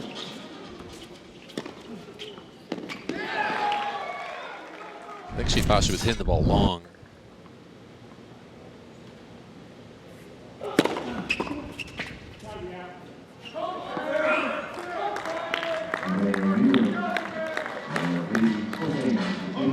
Empire remain up 1 break. 12-11 for the Empire. Jeannie's second time around with the serve. She held last time.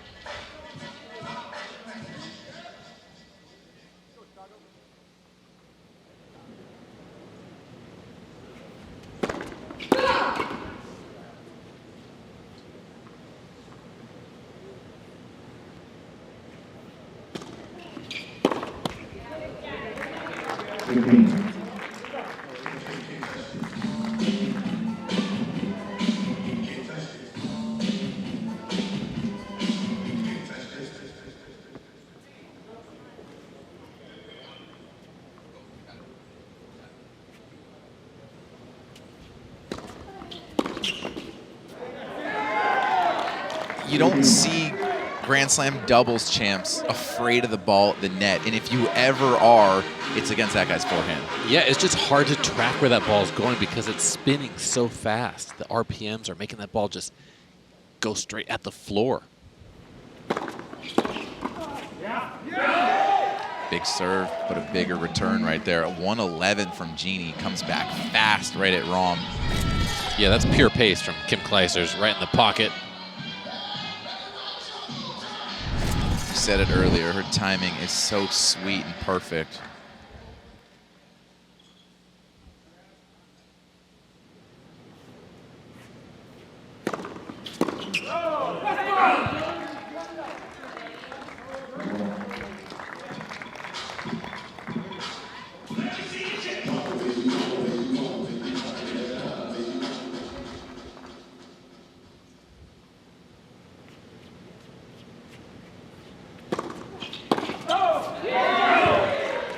Oh, Jeannie Bouchard delivering some first serves, getting some free points. Serving very well. A hold here would ensure worst case scenario, you're down 1 after this set. If you get broken, of course they'll be down 2.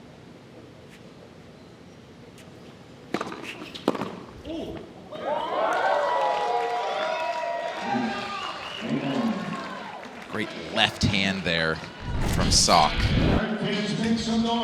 What a return from Jack Sock. The angle. And he was impressed with himself early on that one. Yeah, I thought that was from him. That was him. Another deciding point. So many in this mixed set. Jeannie back to Kim. Last time she flew the forehand return long.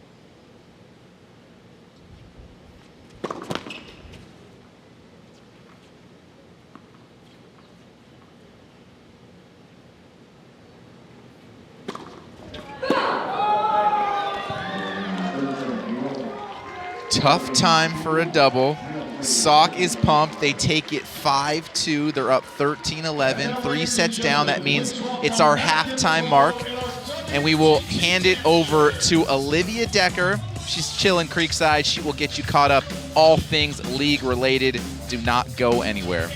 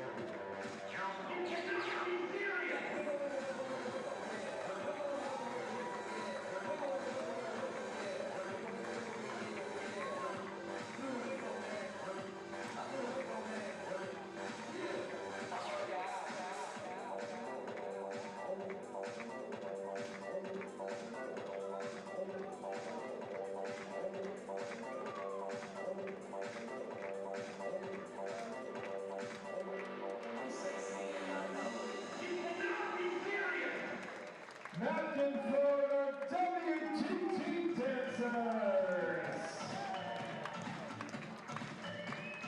Give back to Pro Buzz, Toby, soliciting lessons from you after the match.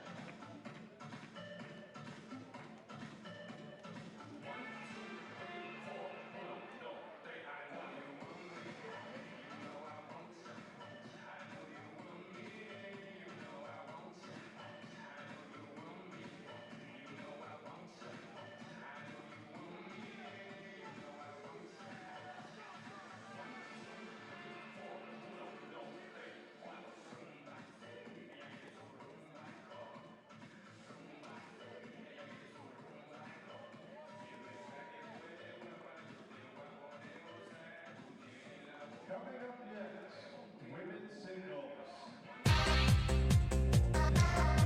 Everyone's having a good time in the fourth and final set of this busy Saturday. McEnfro is showing all these athletes that he might have the upper hand on trick shots. Now that's just flat out impressive. The Empire lead 13-11 over the Chicago Smash. Everyone's having a good time. Again, it's the fourth and final set of the day. 3 sets down, 2 to go as New York tries to get revenge on Chicago, who won by just 1 point in a super tie break just a week ago. So let's take a look at today's schedule and the standings because everything is heating up so intensely right now. It started this morning, 9 a.m. Red Hot Philadelphia gets way upset, 23-13 by the Orlando Storm. Certainly shakes up the top 4 teams hoping to make that August 1st playoff. And then Kim Clijsters, we're so pleasantly surprised to see her tonight. She's been 6-0 in singles, and that's in her coming out of retirement. It's been a coming out party for Kim Clijsters. We're hoping to see her in women's singles coming up next. And then the Chicago Smash has Mattek-Sands and Bouchard leading the league in doubles. They've been on a tear, and they play last tonight for Chicago. So women's singles is next. The 18-year-old World Team Tennis rookie Haley Baptiste is slotted to play. Kim Clijsters could be subbed in. One of them will take on Sloane Stephens, the 2017 U.S. Open champ, coming up.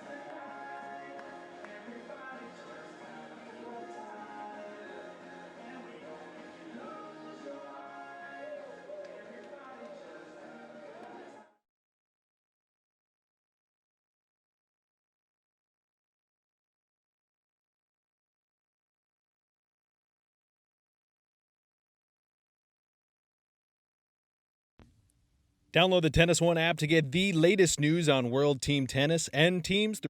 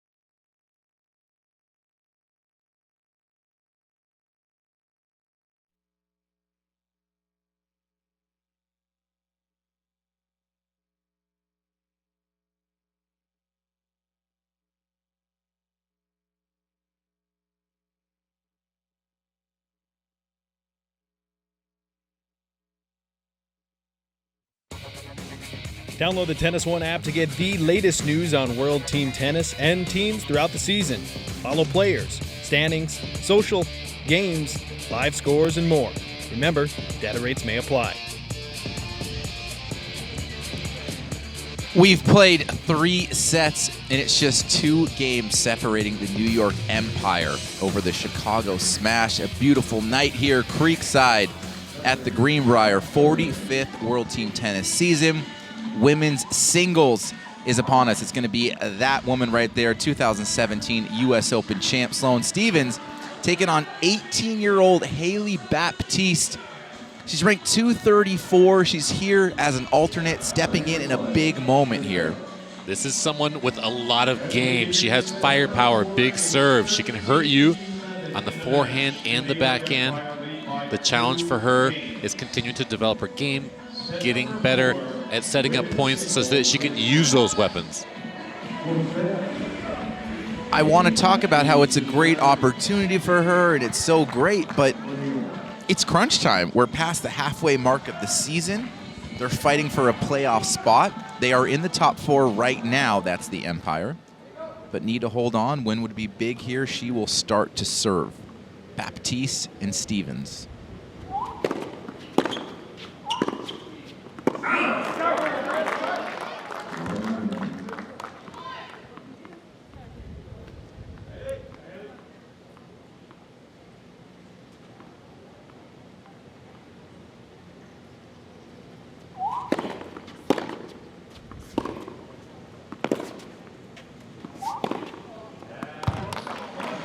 She was a top 40 junior in the world. This is Baptiste, 3 ITF singles titles. You said it earlier, Mark. All you need to know about her being able to play is she beat Madison Keys in her WTA main draw debut. That was the 2019 City Open, 7-6, 6-2.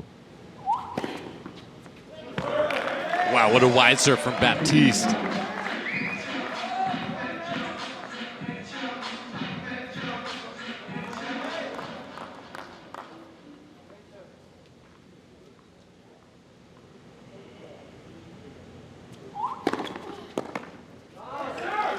That's some of the firepower we're talking about, popping that serve at 109.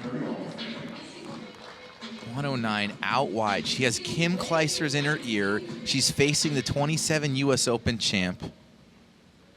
Can't say enough how cool of a moment this is for Haley.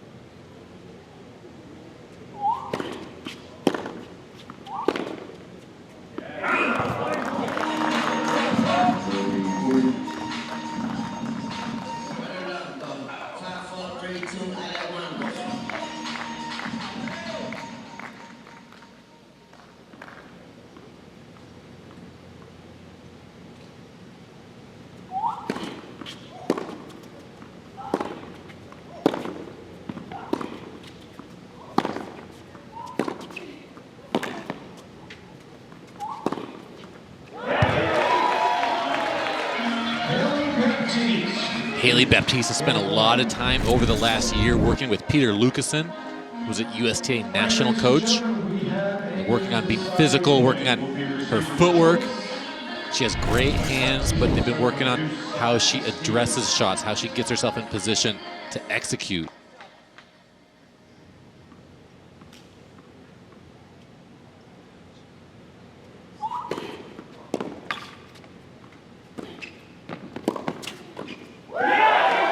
Haley Baptiste. And the thing about her, you know, big win over Madison Keys last year, 3 sets with Kristina Mladenovic, title at a 25 at the end of the year. She's here, and if she gets into this match, she's out there to win. She thinks she could beat Sloane. What a confidence booster that would be.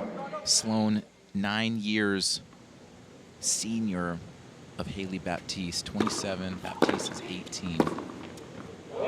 Oh, what a shot from Sloane Stephens. Look at Roger Federer right there. Pick up forehand.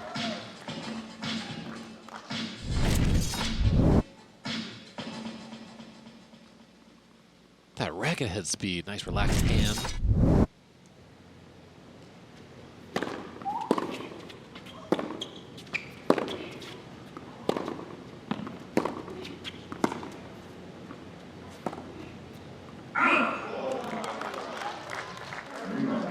Haley Baptiste is not afraid to try shots. You know, she gets creative out in the court. Sometimes the challenge for her is sort of reining that in, playing a bit more of a systematic game style, a little bit more structure.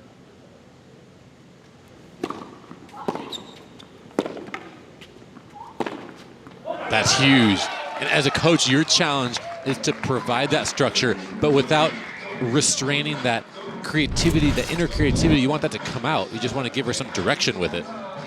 Yeah, interesting balance you're talking about.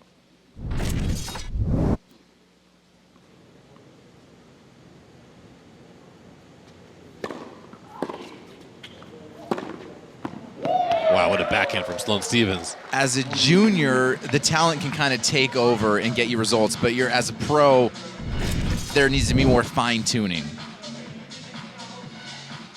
Yeah, I like that version of Sloane Stephens when she's stepping into the court, but you're absolutely right.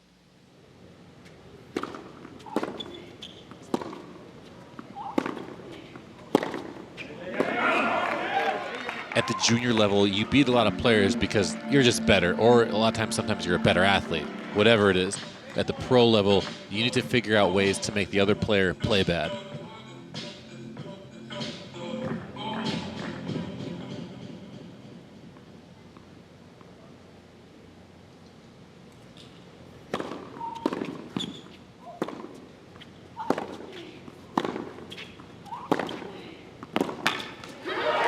Big hitting, some serious depth from Haley Baptiste.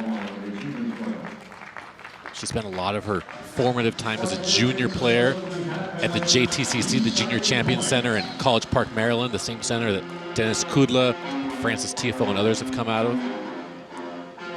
Francis Tiafoe has been kind of a mentor for her as she's navigated this path from junior tennis to pro tennis.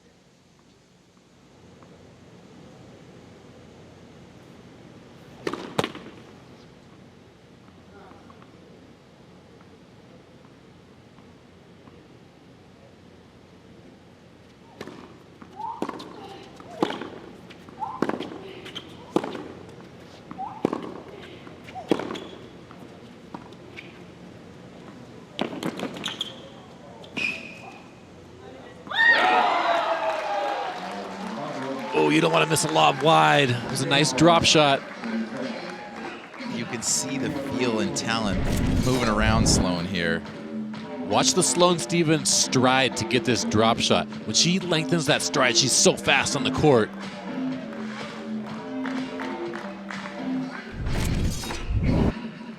Haley Baptiste could have been a little more precise with that footwork and played that lob to a safer part of the court.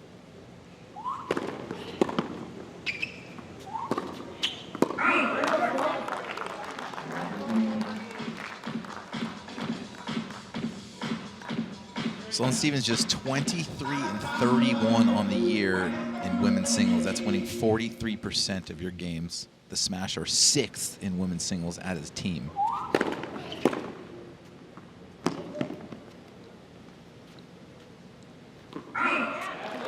Great return to serve from Sloane Stephens in the backhand.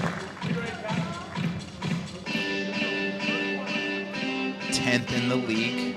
We've seen Jeannie sub in for her once in singles, and we saw a 5-0 loss she took from Danielle Collins earlier, kind of an outlier there. It's going to contribute to that 43%. But we know when she's out there, she can clearly beat anyone.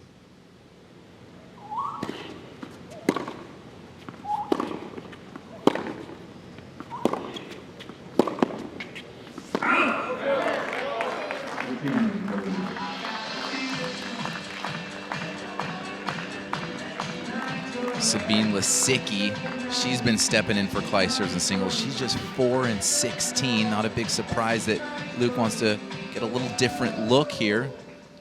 See what his options are down the stretch.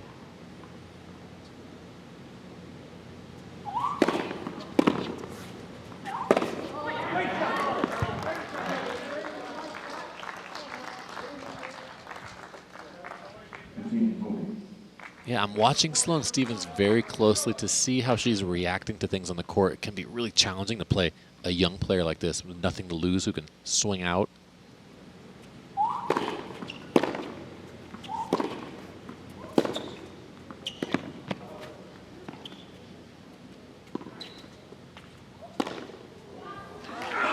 That was strange. Was it an overhead? Was it a forehand? It ends up being a backhand and she shanks it. Yeah, as a player, you always want to stay with your #1 choice, even if it's the wrong one. Be 100% committed to that first choice.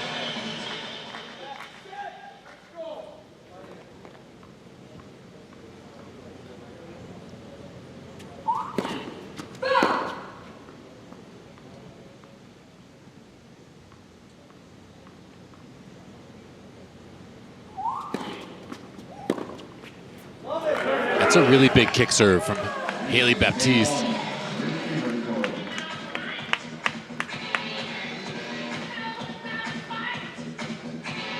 Already we can see how dangerous she can be when she gets balls she can hit when she has time.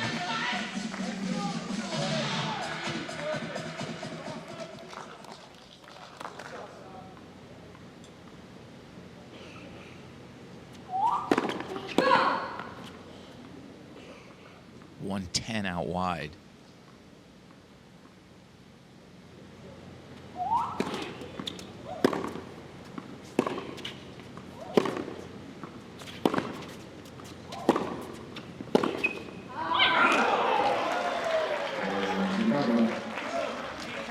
Big matchup here, two of the top 4 teams going at it. There's a look at those standings. There's the Smash in 2nd place, Empire in 4th. Top 4 make the playoffs, but there's the Castles, just one back in the loss column. And it'll be interesting to see Luke Jensen. This is a big match for them. Maybe Haley goes down big. Maybe Kleisters comes back in. Maybe he goes to Lisicki. Something to keep an eye out on.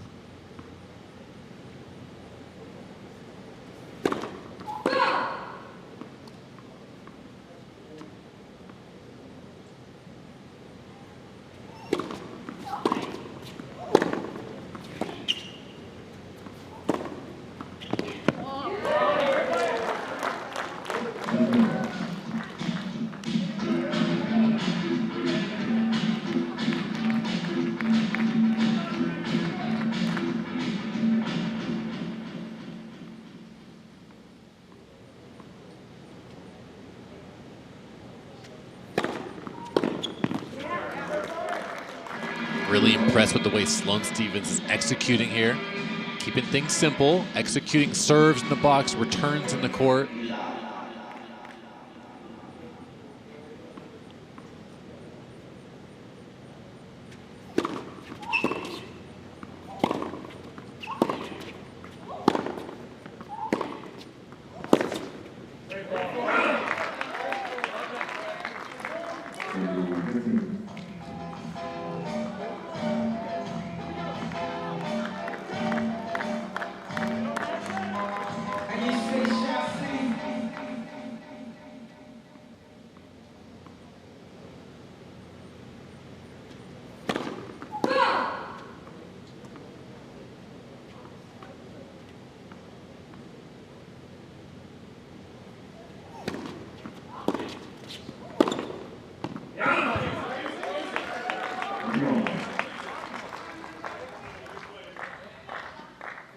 This is a great opportunity for Lisicki to give her young teammate feedback. For Lisicki, Kvetapeshki, Luke Jensen, they can be helping her through this, and that opportunity really accelerates the development for young players to have that instant feedback.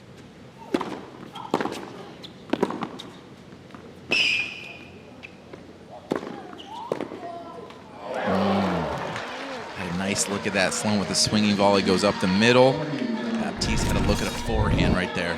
Yeah, usually people run one side or the other, but Haley Baptiste stayed home.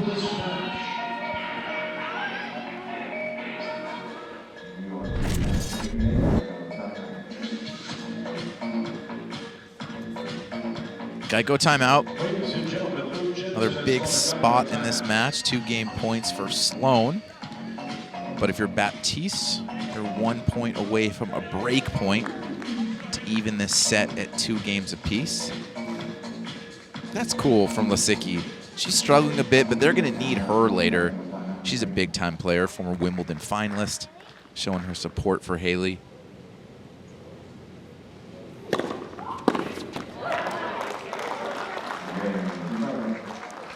Baptiste gets the first game. Sloan responds with 3. We are now at 14 games apiece here. This is a good one. Be right back.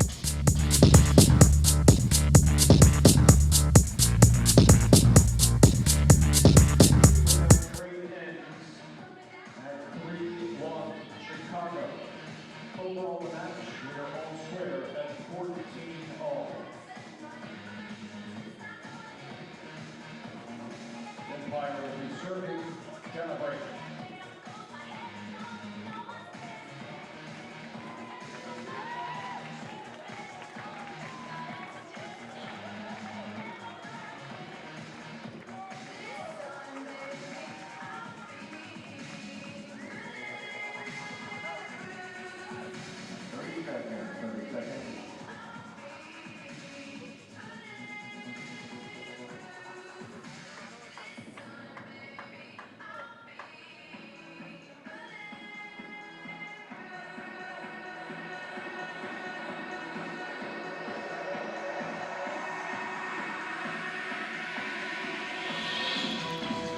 Welcome back. 14 games all. 4th set of 5 between the New York Empire, Chicago Smash.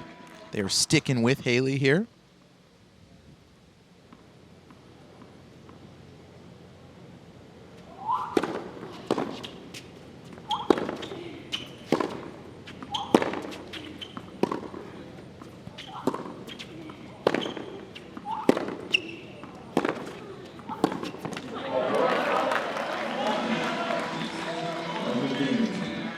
Sloan Stevens so good tracking balls down. Counter punching, playing heavy. Forcing Baptiste to execute.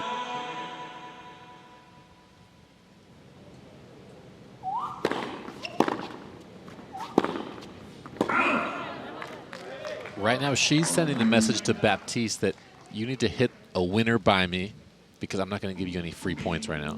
It seemed that Stevens early on missing a few, but she's locked it in, and she senses a 5-1 win would be huge for her smash.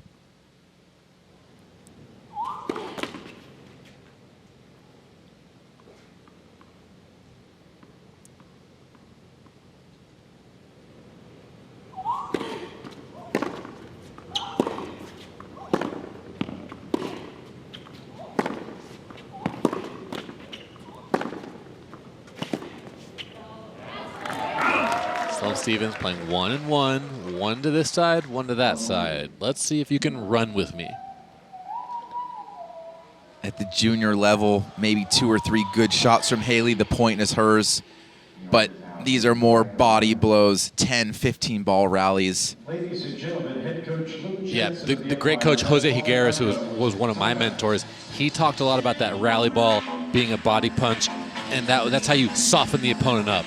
Soften them up, they let their guard down, and then at some point, straight to the chin, baby, knockout. And you can see the footwork unravel a little bit as the points get longer. That's for Baptiste, only 18 years old.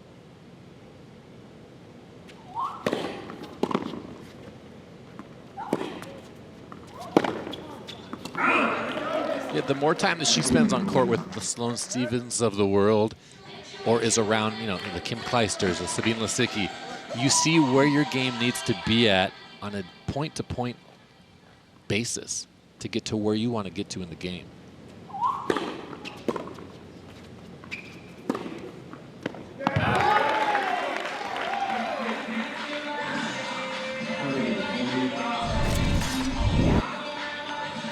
Serve plus forehand combo here.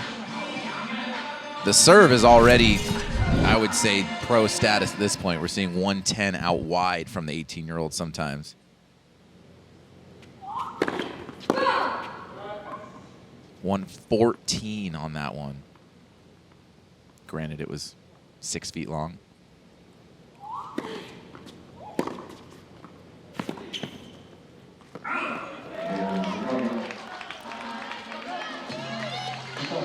Four straight games for Sloan in the smash. Now up 15-14. He's serving for set number 4 and have taken the lead in the match by a game. the last set will be mixed doubles.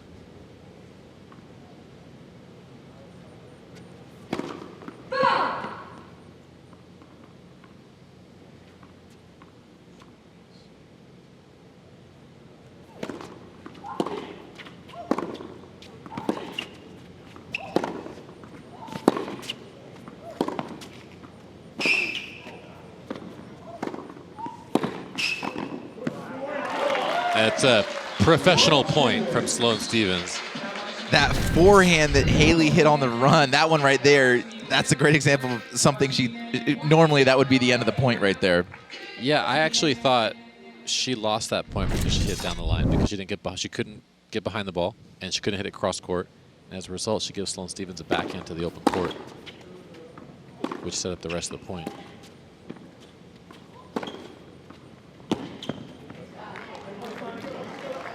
I misspoke earlier. The last set will be women's doubles, not mixed doubles. Mixed was right before this.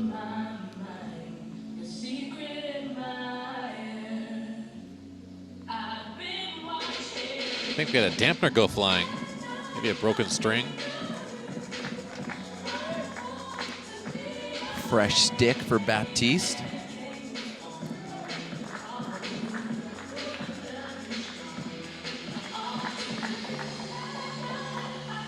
You don't see a lot of broken strings these days.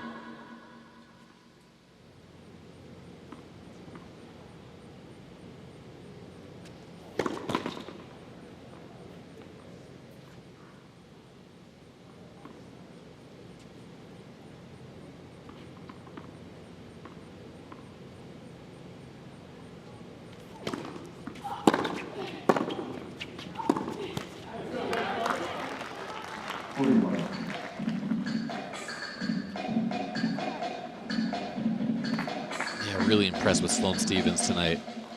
The focus, the execution from point to point.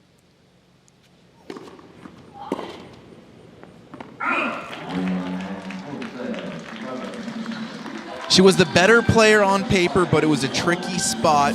Taking on the 18-year-old Baptiste, she takes care of business. She wins 5-1, and the Smasher up 4-2 games going into women's doubles.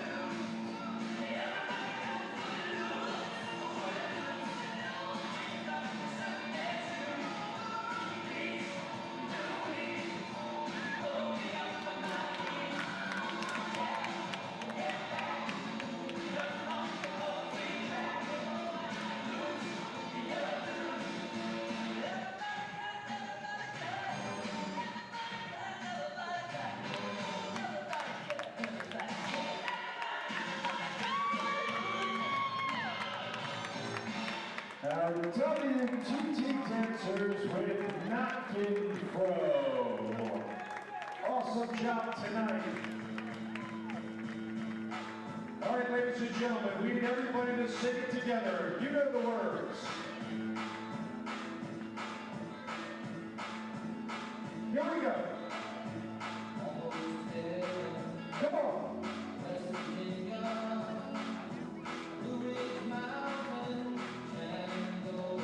Clap those hands together.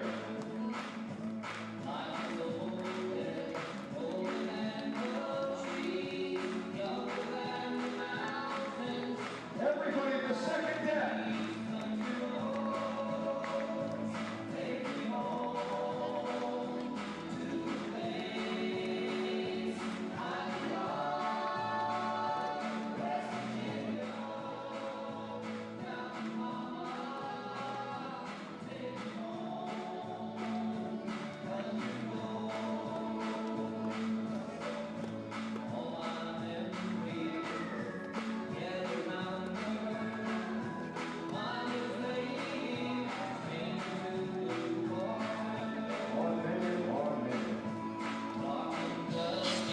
5-1 being the most lopsided score thus far in this match. Sloane Stephens gets the win on the court, and she's also our Chosen Foods mover of the match. Pretty substantial difference. Yeah, pretty significant margin. Sloane Stephens defended early in the rallies. Haley Baptiste, pretty big shots, start the point into either corner. Sloane Stephens tracking them down, making Baptiste play long points, waiting out the errors. So the Empire lose 5-1, but they're only down 2 in the total column, and that means we got women's doubles coming next. Jeannie Bouchard and Bethany Mattek-Sands.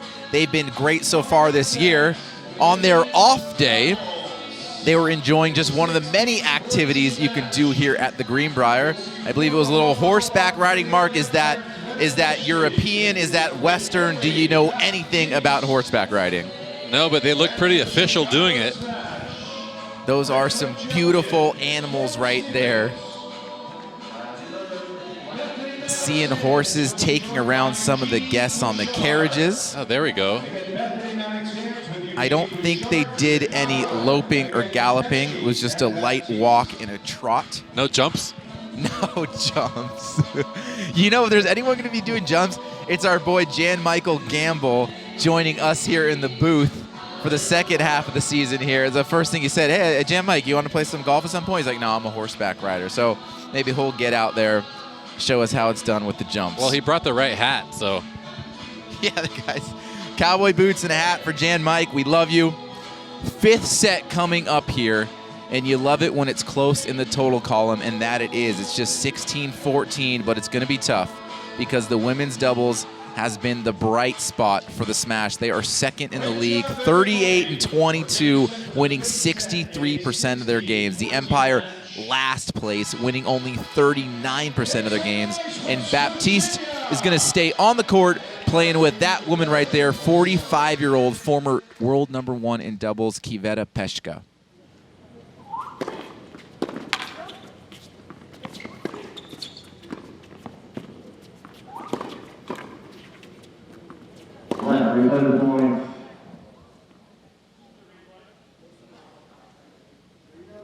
Like a ball came out on the court. Replay. First serve for Haley. Talking about Peshka. 2011 Wimbledon doubles champ. She's 45 years old. She's ranked 23 in the world. Was ranked #1 in 2011. 34 career doubles titles. Nice to have a veteran like that by your side. Your Haley Baptiste, she's only 18, 27 years older as her partner. That is wild. If I'm Baptiste, I'm all ears.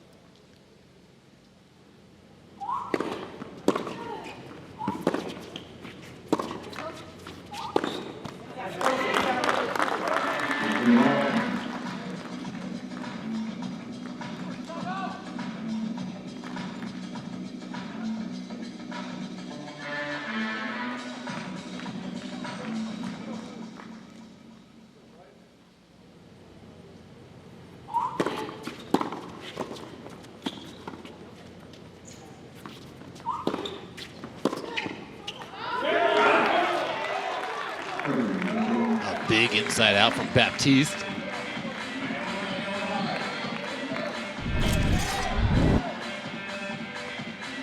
Watch this heavy inside out from Baptiste. Eats up the Bouchard backhand. So much depth in that ball.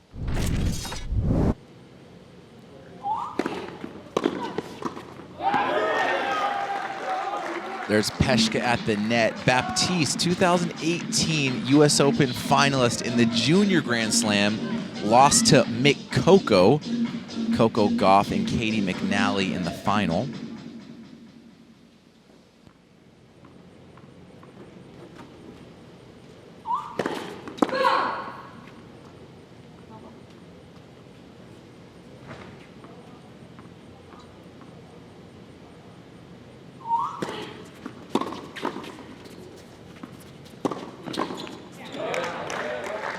Bethany Mattek-Sands loves that down the line return in the first game.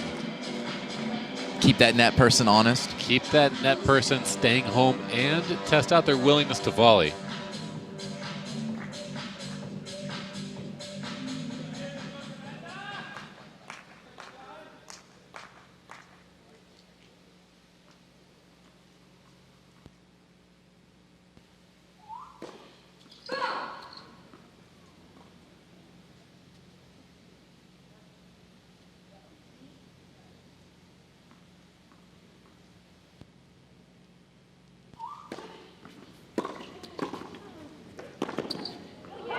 what a backhand, nobody home. She spikes down the first volley, but it's not enough to get it over anyone's head. She moves back to her right, but then the angle backhand right there.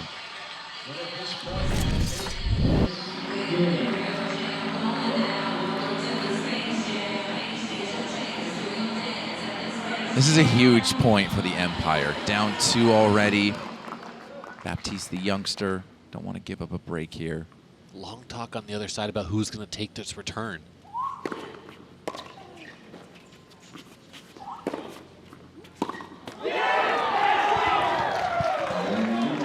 That's got to feel good. They're on the board and they're only down 1. You get that confidence rolling for the 18-year-old. Look at this, everyone in her ear, so cool.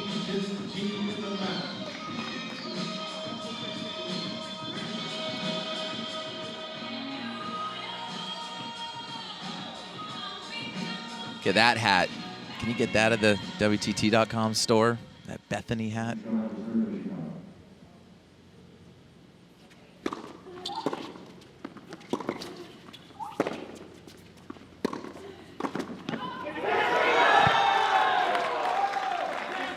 Nice move, Kaveta Peshka. She can really help out Baptiste right here. Haley Baptiste, a lot of pop on these strokes. She's going to get chances like that to move. Especially when Baptiste hits with shape. Get that ball bouncing up and away from her opponents.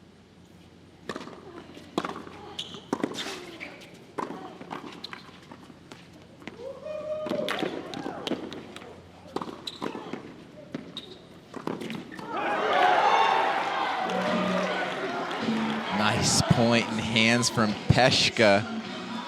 Bethany has to come up for the short backhand. Can't get it.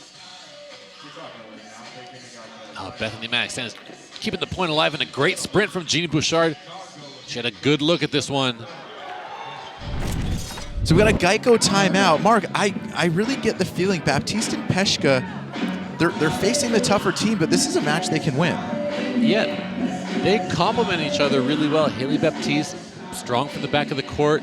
Her heavy ball is giving both Bouchard and Mattek-Sands trouble at the baseline. This lets Peshka get free to roam up at the net.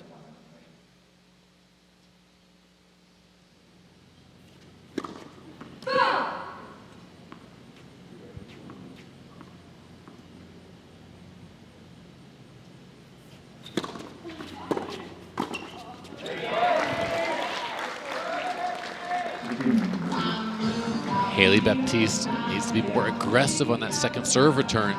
She's got a pretty good look at the backhand, especially up love 30.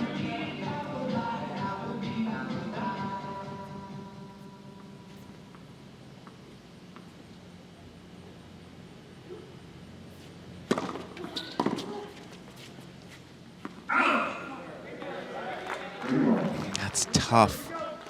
Nice lob cross court. Was not out by much. And if it was in, they were going to be in a good spot. 30 all back to Baptiste.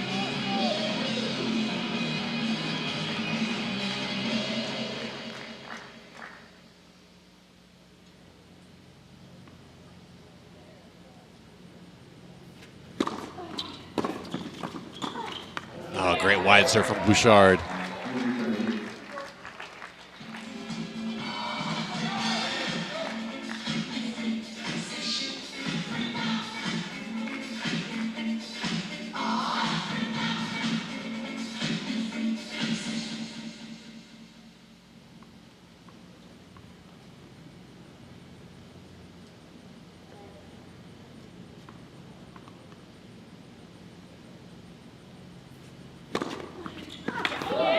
Oh, and the ace down the tee from Bouchard. Her serve has been very impressive. Not only just today, all season long. Nice little shimmy there from Jeannie. Shaking out those nerves.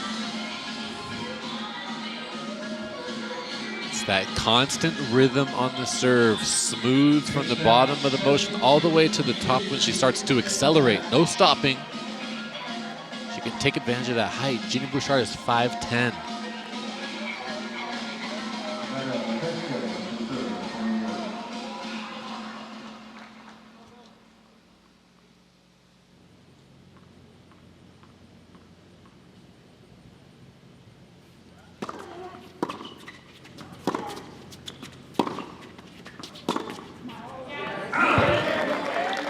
is going to be the tougher game for the hold for the Empire.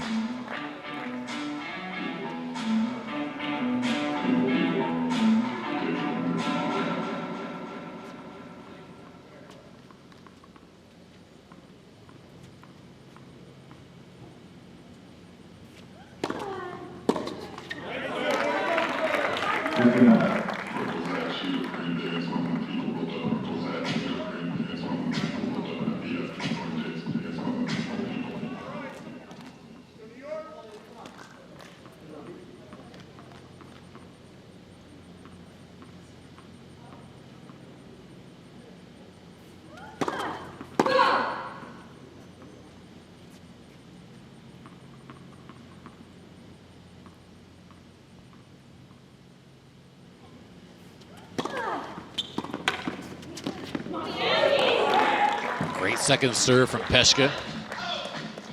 But the lob from Mattek-Sands. Peshka was serving and volleying, so didn't feel like she had the cover behind her. Had to go for the tough Pete Sampras backhand overhead. Yeah, it looked like Baptiste got kind of a late jump on that one.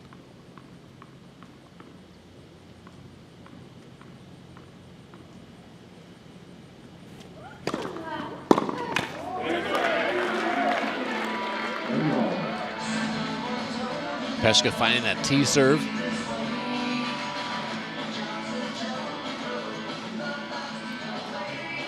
If there's a side that you're going to serve Bouchard to, the backhand's really solid. The forehand, you can draw some errors.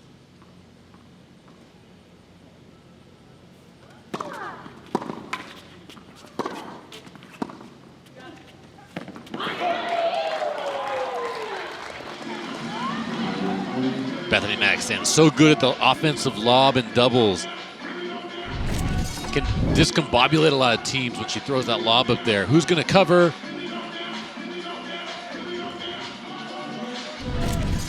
She'll use it as a way to get to the net or to end a point.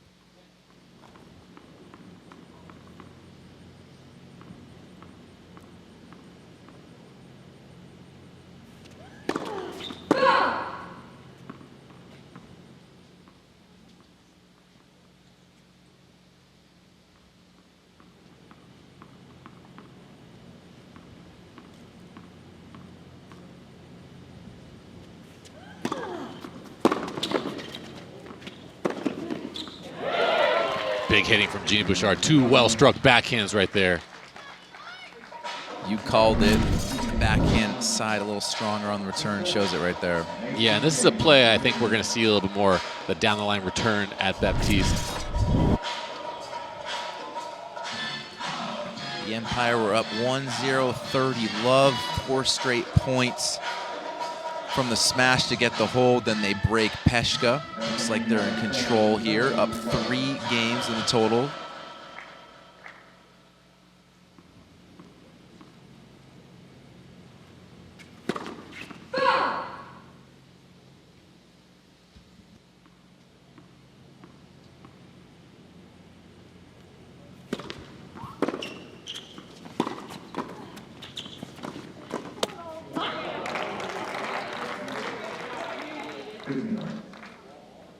Yeah, we saw the awareness of Jeannie Bouchard right there. She had a forehand.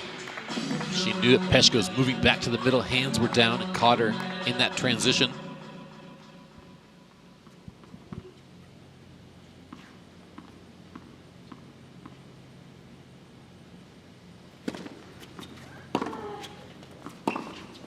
Oh, what a backhand from Mattek-Sands.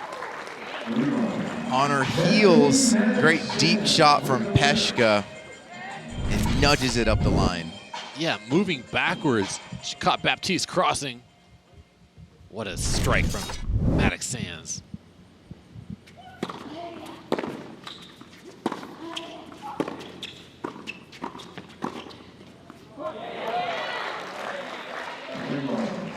Everything seems to be going the way of the smash now. Yeah, Jeannie Bouchard looking a lot more comfortable volleying now.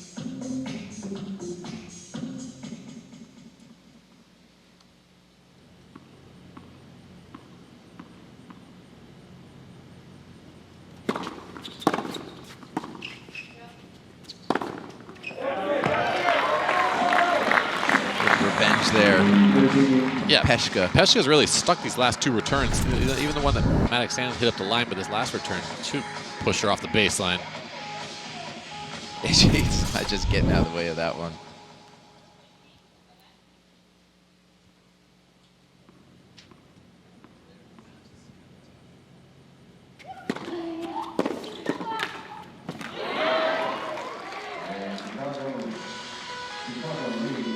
Three straight games for the Smash. They're up 19-15, second half of women's doubles when we come back. Emerson Latzia here, and tennis fans, you're gonna love this. DraftKings is partnered with World Team Tennis, and we've got an exclusive way for everyone to get in on the action, with thousands of dollars in prizes this season. Download the DraftKings app and enter our free-to-play tennis pools with promo code WTT. Then put your knowledge to the test and answer a series of questions about the matches being played that day. So enter now, download the DraftKings app, use promo code WTT, and play free for thousands of dollars in prizes.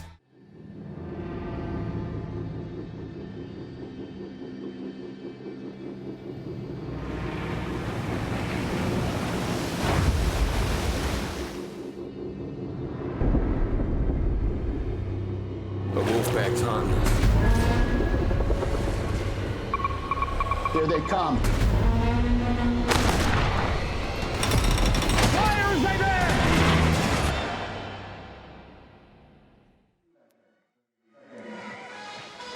19-15 lead for the Smash. Here's how we got there. It started off with men's doubles and men's singles. And then these last two sets, Sloane Stephens 5-1 win over Haley Baptiste. Smash now up 3-1. But we got another substitution. Kim Kleisters, Hall of Famer, coming in for Kiveta Peshka. So Luke Jensen sticking with the youngster and Baptiste. Peshka will take a seat. In comes Kim Kleisters, the second time Kim has subbed in. She came in for the mixed doubles. She played that full set. This time she's coming in halfway. We've said it so many times. You had Kim Kleisters in your ear if you're Baptiste. Now you get to play alongside her. Another cool moment. Still a chance to get back into this match if they can win this set.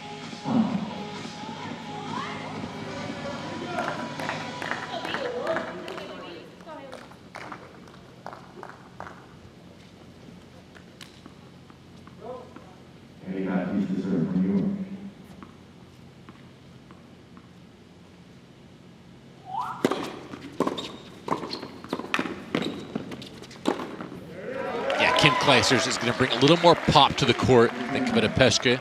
Saw how she stuck that first volley and then finished off the smash.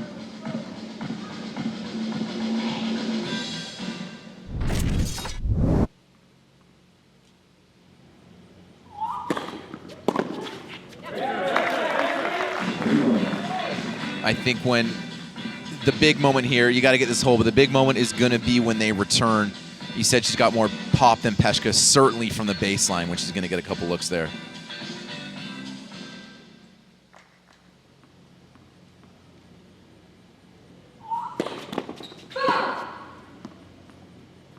Look for a Mattek-Sands down the line or lob early. I'm looking and I see it. Nice call, partner. Forehand down the line. Yeah, Bethany Mattek-Sands, she's laying the law on the court, saying she's the big dog on the court. She's going to test out Kim Kleisters first chance she gets.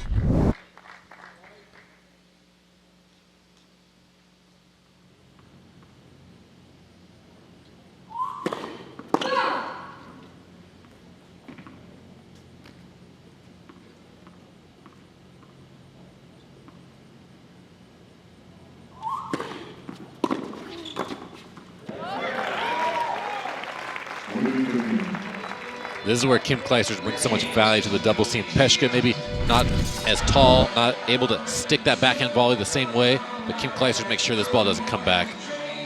And that's the forehand return from Jeannie.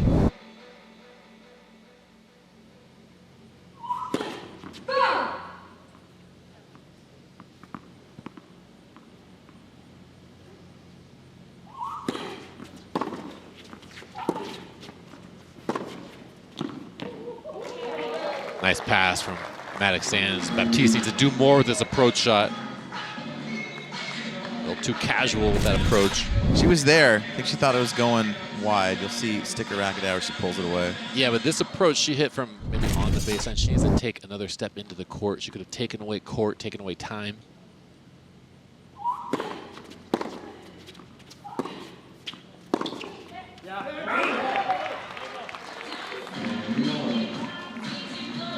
Kleisters comes in, they get the hold, and now the smash.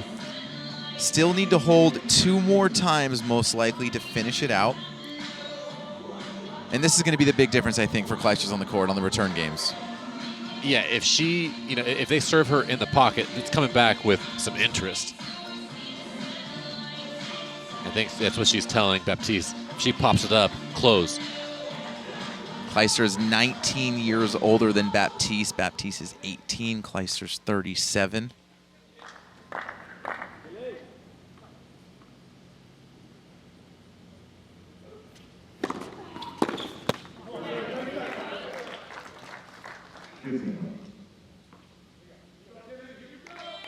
Yeah, Haley Baptiste needs to get herself going right here. They're in this match. She has Kim Kleisters backing her up. I want to see her bounce around, show me some energy.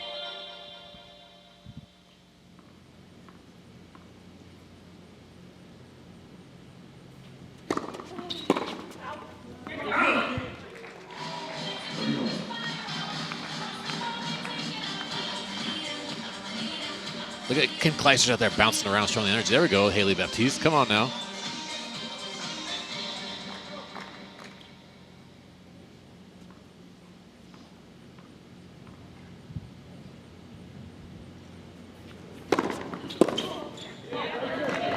Nice serve from Bouchard, 111. It seems like one of her improved shots, I've noticed. Yeah, Renee Stubbs was in Charleston with her. That was the first thing she wanted to address, was that serve.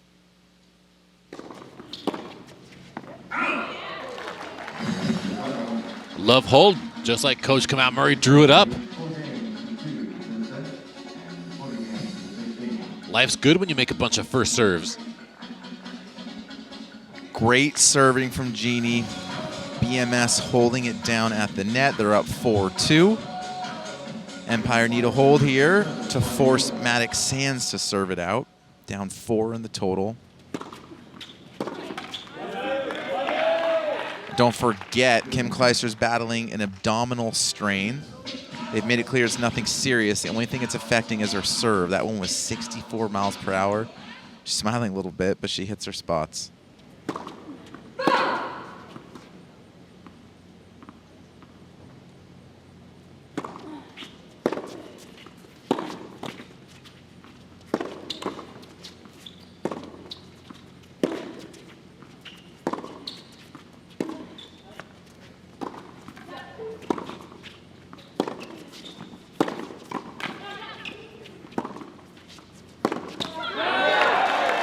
Oh, big fist bump from Kleisters.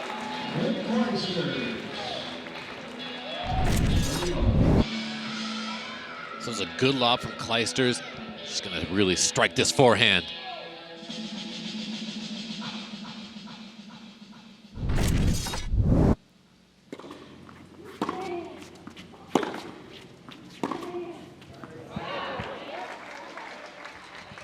Bethany Mattek-Sands knows when the net player doesn't want the ball. And when she senses that, she's hitting the next ball at you.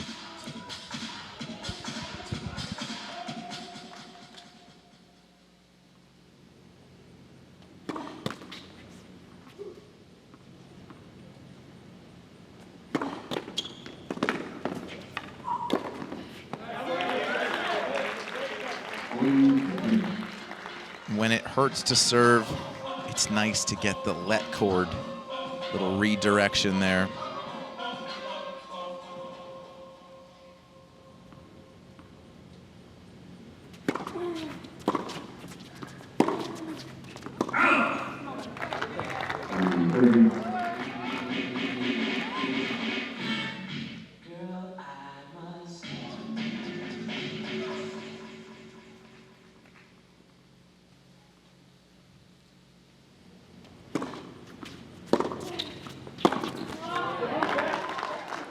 She knew Bethany was going. The line was open, but she puts it in the net. And we got a game point / match point for the smash. And we got a Geico timeout. Good spot for that. Waiting to see who's going to take this return. It's been Jeannie all season long. This might be a spot where that slice serve that Kleister's hitting slides into the Bouchard forehand, and that could be the side that you get a ball to hit off of.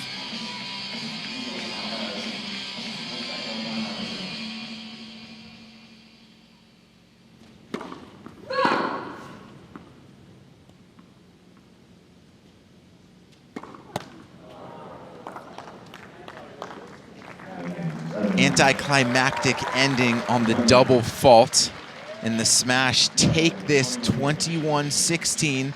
This match was close through the first 3 sets, but then it really took a turn for the smash in women's singles when Sloane took on Haley Baptiste. Sloane Stephens struggling a little bit this season, winning less than 50% of her matches, but she wins 5-1, and that was huge for her squad, and that's why she's our guaranteed rate player of the match. When you receive that honor, got a little post-match interview with Sloane. She's going to be speaking with Olivia Decker down by her spot. That's coming up after the break. You don't want to miss it. Smash over the Empire, 21-16.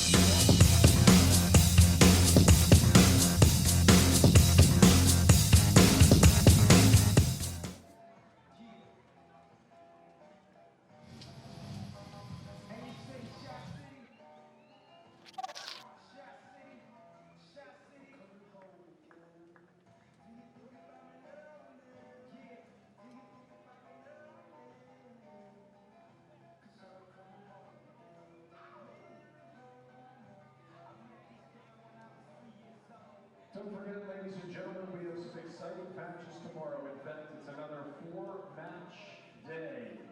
Beginning at 9 a.m., Springfield will take on Orlando. At 12, you'll see New York again, tussle with Washington. Then at 3 p.m., Vegas will battle Chicago. And the nightcap tomorrow, the San Diego Aviators against the Philadelphia Freedoms. That will do it for a day 14 coverage for Ivan.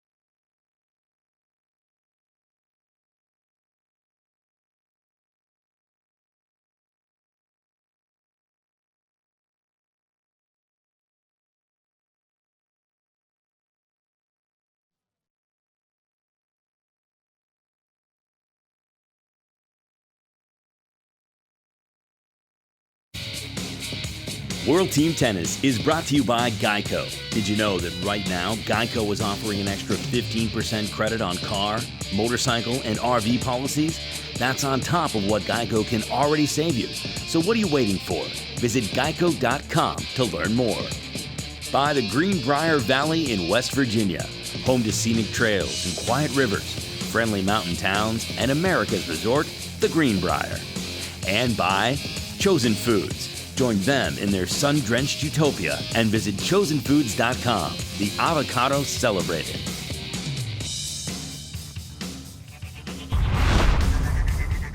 So the Smash take the second meeting with New York. Now moving on to play Vegas tomorrow. They beat Washington yesterday, just on a complete tear, and it raises their record to 8-2. We're joined by the guaranteed rate player of the match, Sloane Stephens, who won women's singles 5-1. Sloane, you seem so disciplined in your shot selection and just so executing these big shots. What was your focus coming into tonight? Yeah, obviously when it got close there, playing fourth is always a little bit tough, and I haven't played that well at fourth this whole time, so I was really glad to get the win. Obviously, I've been playing better and better as the weeks have gone by, but just really happy to get the win 5-1 and help the team kind of get a 2-game lead going into the final set. Absolutely. It was such an important set. So if you're here for 3 weeks and you know this is a great time to work on your game personally before the tour resumes, what are you specifically working on?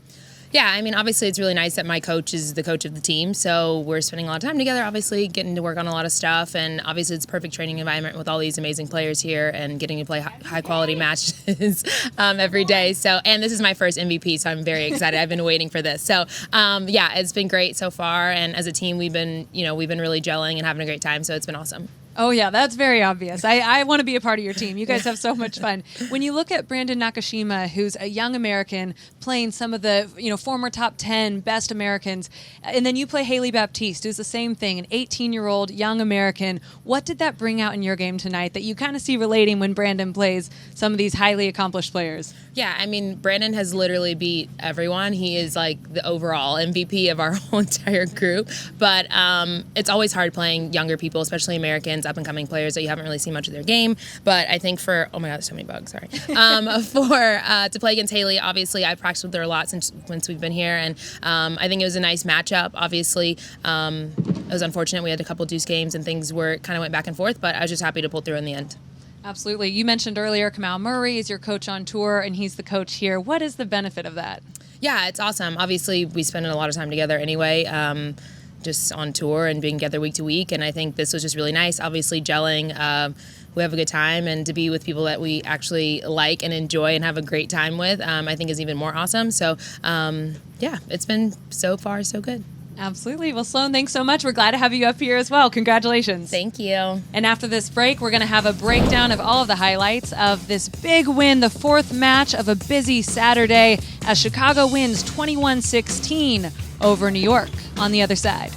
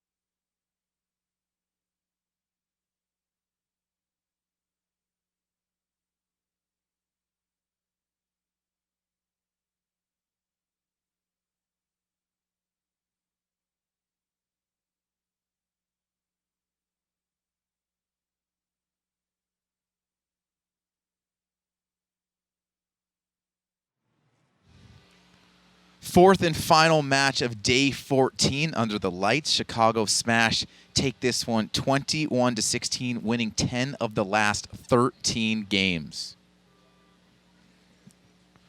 Check out the highlights. Smash in the Empire. It all started out in men's doubles. Sock and Skupski taking on Rom and Nakashima. This would go to a 9-point tiebreaker. Anytime Jack Sock's on the doubles court, you need to watch out because something special can happen at any moment. Great volley war here. Nakashima showing off the hands. Sometimes it's been Evan King. Today it was Nakashima. Here we all at 3 3-all in the tiebreaker, and there's Sock taking over. Next point is the match point. Sock again pops up out of the I formation, angles off the volley. They're up 5-4. We go into men's singles. Nakashima and Sock stay on the court. Brandon Nakashima, so steady. He can take the Sock power, redirect, and put him in all kinds of weird positions on the court. First time these two played, Nakashima won 5-4. There's a huge forehand from Sock. Another deciding point here in the third game. Sock dictating with that forehand. And watch where he puts that one in the net. Thought that was the one where he hits the winner. Here we are in the fourth game. Nakashima up an early break. Sweet half volley right there. So much time working on that transition game. He makes that half volley look so easy. Here's now set point for the 18-year-old. Playing great defense. That forehand goes wide. So they trade first sets, these two teams. The Smasher up 1 going into mixed doubles. We thought it was going to be Peshka and Skupski, but then the fans got a treat because it was Kim Kleisters and Jack Sock. Yeah, what a strong team. Kleisters and Sock, both dangerous from all parts of the court, hitting ground strokes and big lobs. So much variety to her game. Down a break here. Look at that backhand angle return. Oh, he knew it was good as soon as he hit it.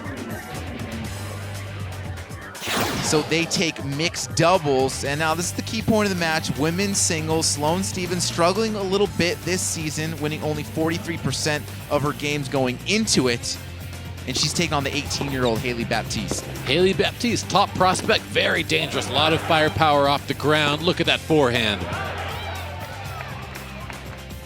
Showed a little bit of glimmer of hope early on. She gets that hold. They had a deciding point in the second game, but too much experience and too much good movement from Sloane. Sloane Stephens defending first strikes from Baptiste and playing a lot of one-in-one, moving her side to side every point. Tough matchup for Haley Baptiste. Here it is with quadruple set point. Backhand goes long. She wins 5-1. Now the Smasher up 2 going into the final set. Women's doubles. And Baptiste stays on the court, but this is a tough squad right here, BMS and Jeannie. #1 team in the league for a reason. So much experience. Mattek-Sands. Bouchard, big backhands from that corner of the court. Peshka, all she can do is duck on this one. Nice spin to bring it back down over the head. They go up the early break. Here comes Kim Kleisters. Luke Jensen thinking, don't want to give up just yet. Still got a look here. She comes in. Nice volley, puts away the overhead. They end up getting that hold.